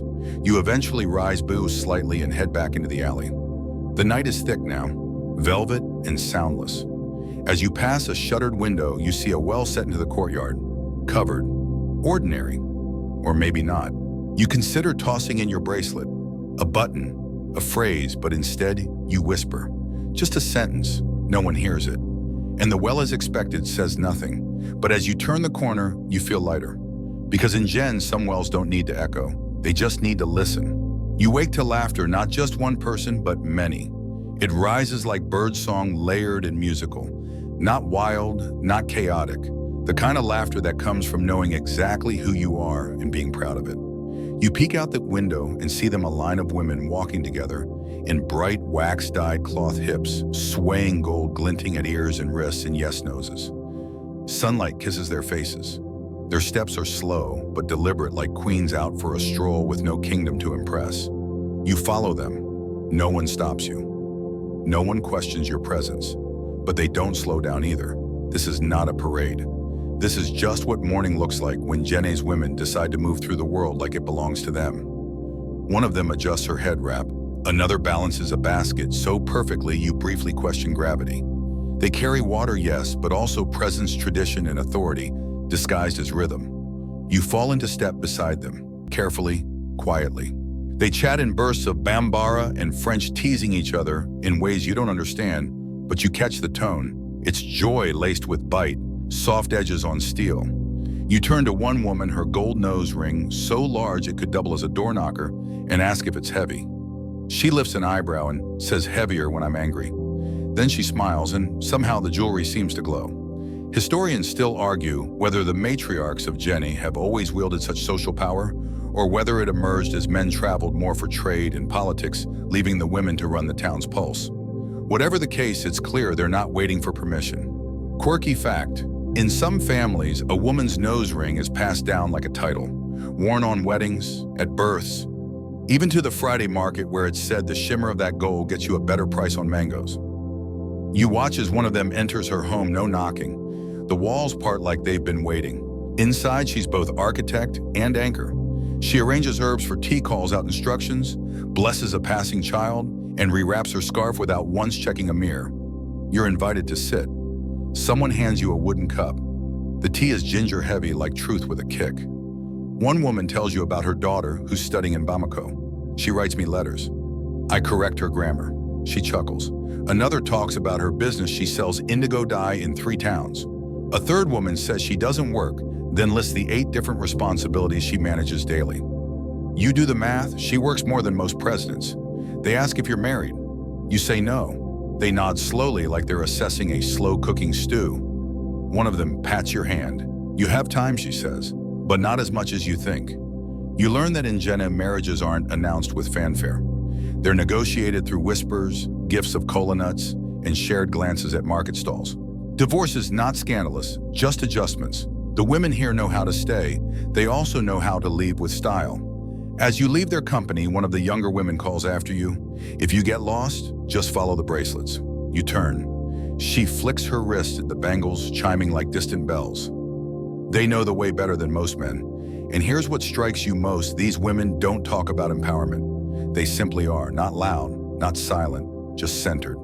You head toward a shaded courtyard where another group of women is making soap, mixing shea butter, ash, and herbs. The scent is heavenly, like lemongrass and resolve. One woman turns to you and says, "Beauty isn't about skin, it's about what you scrub off." You believe her instantly. A girl nearby is learning how to apply henna. Her palms are already stained with clumsy blossoms. The older women tease her gently, then let her keep practicing. The girl beams. You ask if there's a school for this. No, someone replies, just mothers, aunties, and time. By mid-morning, the heat intensifies. The women retreat into shaded rooms, leaving the streets to lizards and laughter echoing off walls. You sit beneath a neem tree, golden bangles still echoing in your ears. And you realize in Djenné, the buildings may be mud, but the bones of the city are built by women. Their laughter is structure. Their stories are cement. Their silence is not weakness, it's weathering. And as the breeze picks up, carrying the scent of soap and tea, you whisper a quiet thank you to the women who don't ask to be noticed, because they already know exactly who they are. The afternoon air shimmers as if the heat has grown impatient. You retreat beneath the woven shade of a low veranda where a clay bench hugs the wall and a lizard does push-ups like he's training for a lizard triathlon. From here, Djenné moves differently, slower, sleepier, like the city itself is pulling a thin sheet over its eyes for a nap. You ask someone nearby, is this always how it is in the afternoon? A woman smiles without looking up from her stitching.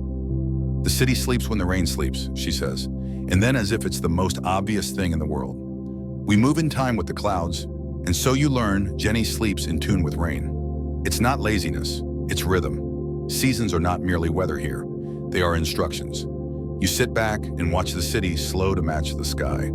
In the dry season, everything shrinks a little. The city contracts, conserving its breath. The courtyards seem quieter. The walls seem thicker. Even the children shout less. The work happens early before the sun gets bold, and again late when the shadows have teeth. But in the rainy season, then the city swells. It stretches its arms. Women race to repaint walls before the storm arrives. Children dance naked in the mud. The earth releases its perfume-soaked, banco-crushed leaves, something that smells like hope mixed with mold. Historians still argue whether Djenné's architecture is shaped more by religious symbolism or environmental necessity. But to live here is to know weather is not background, it's choreography. Quirky fact.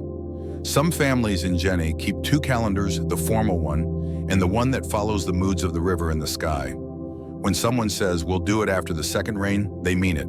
And everyone knows when that is. You close your eyes and imagine what it's like to live like this aligned. To wake not with alarms, but with the texture of wind. To plan your week by watching lizard behavior. To cancel appointments because the mangoes dropped too early. And it's not just poetic, it's practical. Banco walls crack if you ignore the season. Indigo dye runs if it's stored too late in the month. Babies sleep longer when the rain sings just right. And even gossip moves slower when the heat is this thick. You glance down an alley where a man is napping in a hammock strung between 2 scaffolding beams. He's not being lazy, he's being seasonal. You pass a woman tending her rooftop herb garden. She adjusts her pots with the precision of a scientist. They hate the dry moon, she says, but time loves it. You nod, you believe her. Later you find yourself walking beside the river again. Its banks are low now, sullen but not empty. A boy skips stones. Each one hits with a pluck that sounds like punctuation.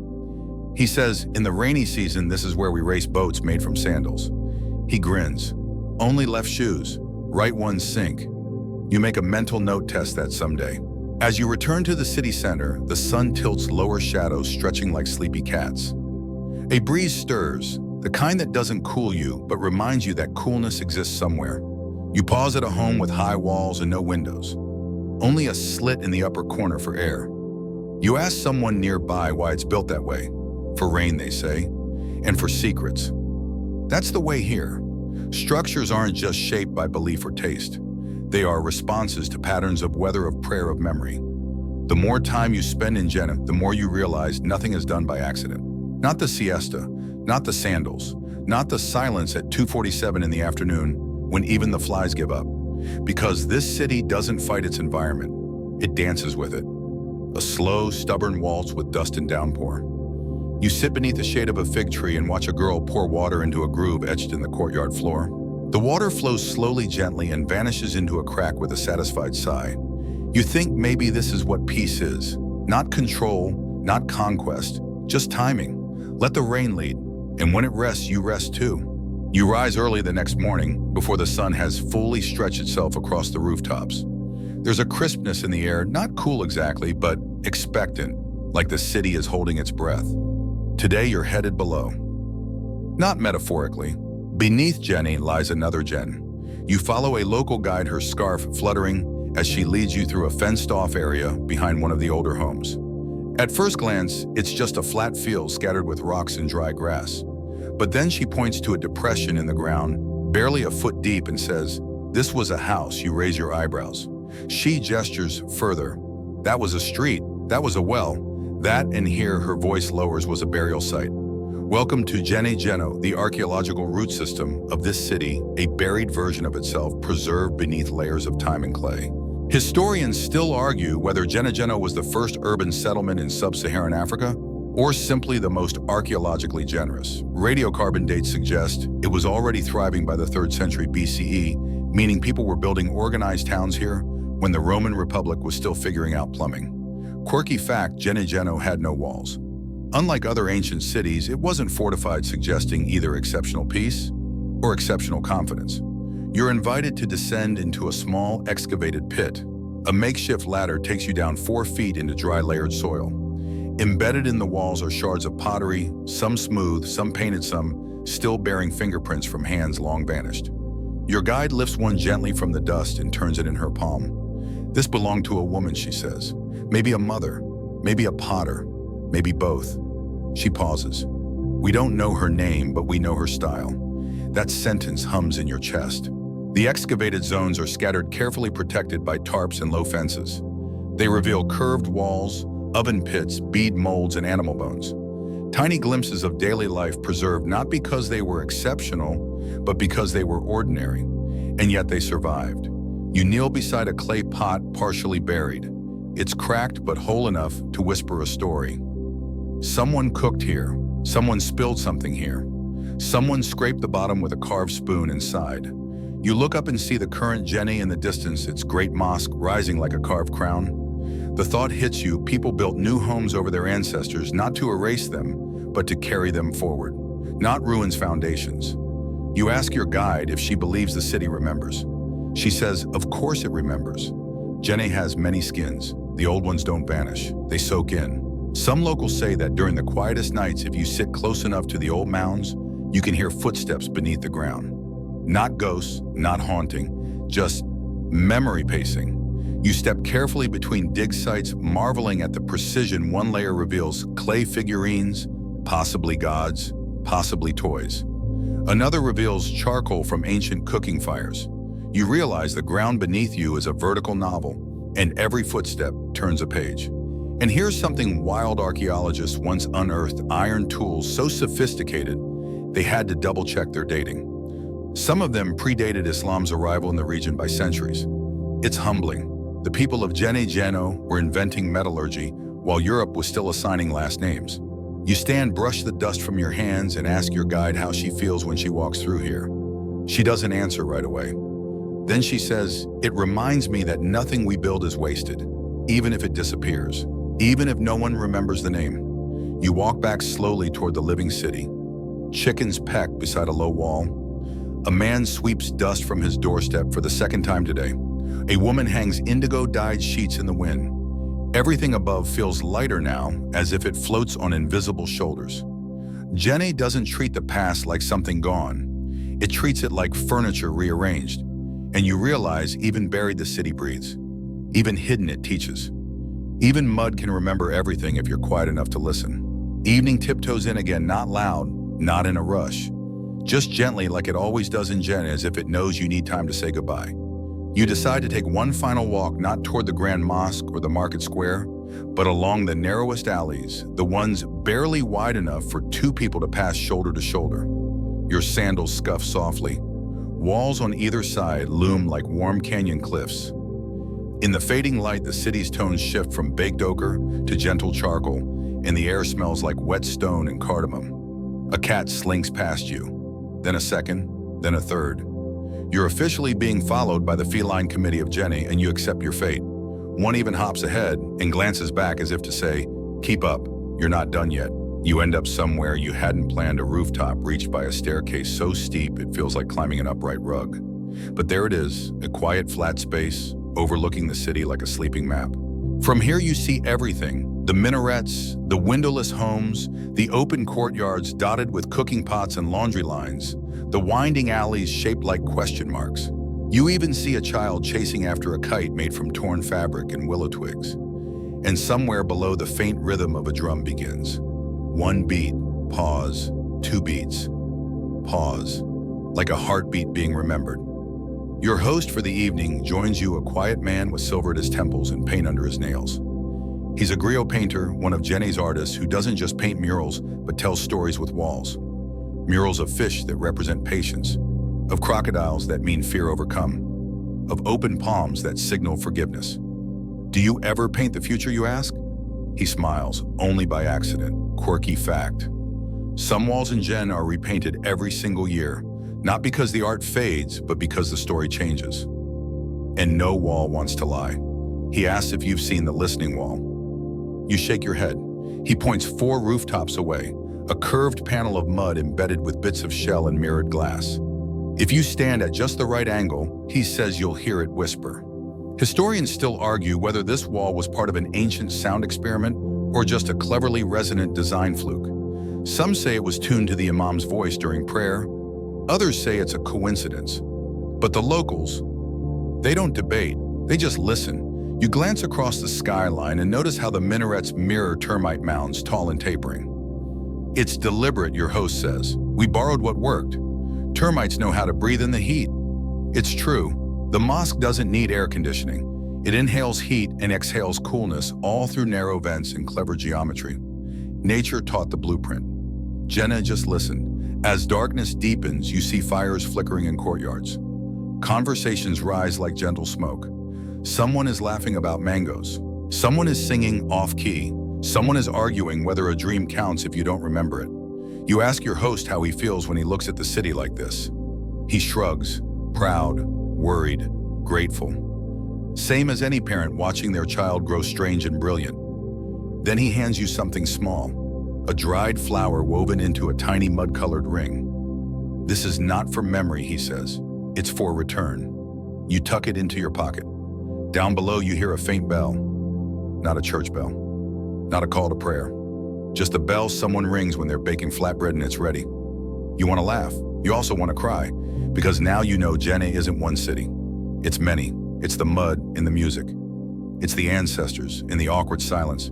It's the boys in canoes and the women with gold that weighs more than regret.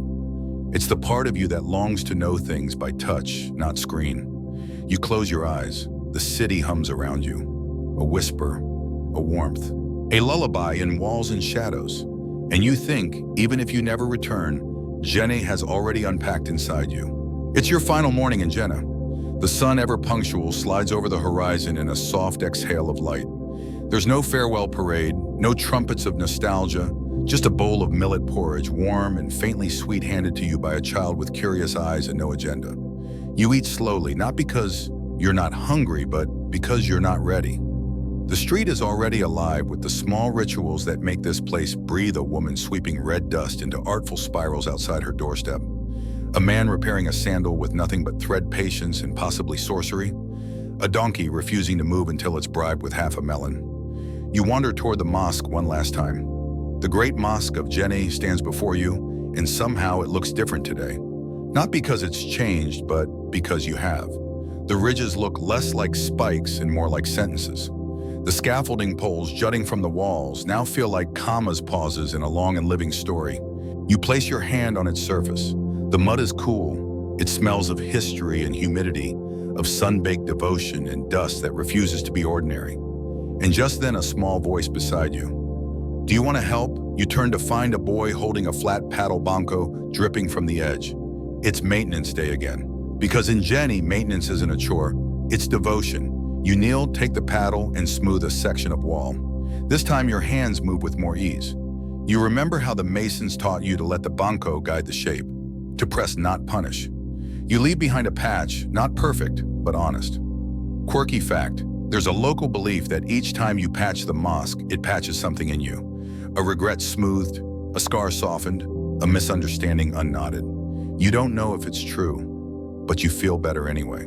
Historians still argue whether the mosque is the most important building in West Africa because of its religious symbolism, architectural innovation, or its UNESCO status. But they all agree on this: no other building breathes quite like it. You sit on a low step nearby. A goat ambles past entirely unbothered by human reverence. A girl dances by arms out like windmills, singing a song about rice that makes no sense but sounds like joy. A market vendor waves. You realize he's been watching you this whole time, not in suspicion, but in welcome. You wave back, then suddenly remember you still owe someone a story. You reach into your pocket and pull out the little flower ring the griot painter gave you. You place it at the base of the mosque wall. Not hidden, just offered. Not as a goodbye, but as a bookmark. Because in Djenné, everything that matters is revisited, repainted, retouched, retold. You begin walking back through the alleys. People smile. A child high-fives you. You're no longer a visitor. You're a minor footnote in the mud of this place, and that's a bigger honor than you expected. At the edge of town, you glance back one last time. The rooftops shimmer. The mosque stands tall. The air is thick with promise and the aroma of someone overcooking beans.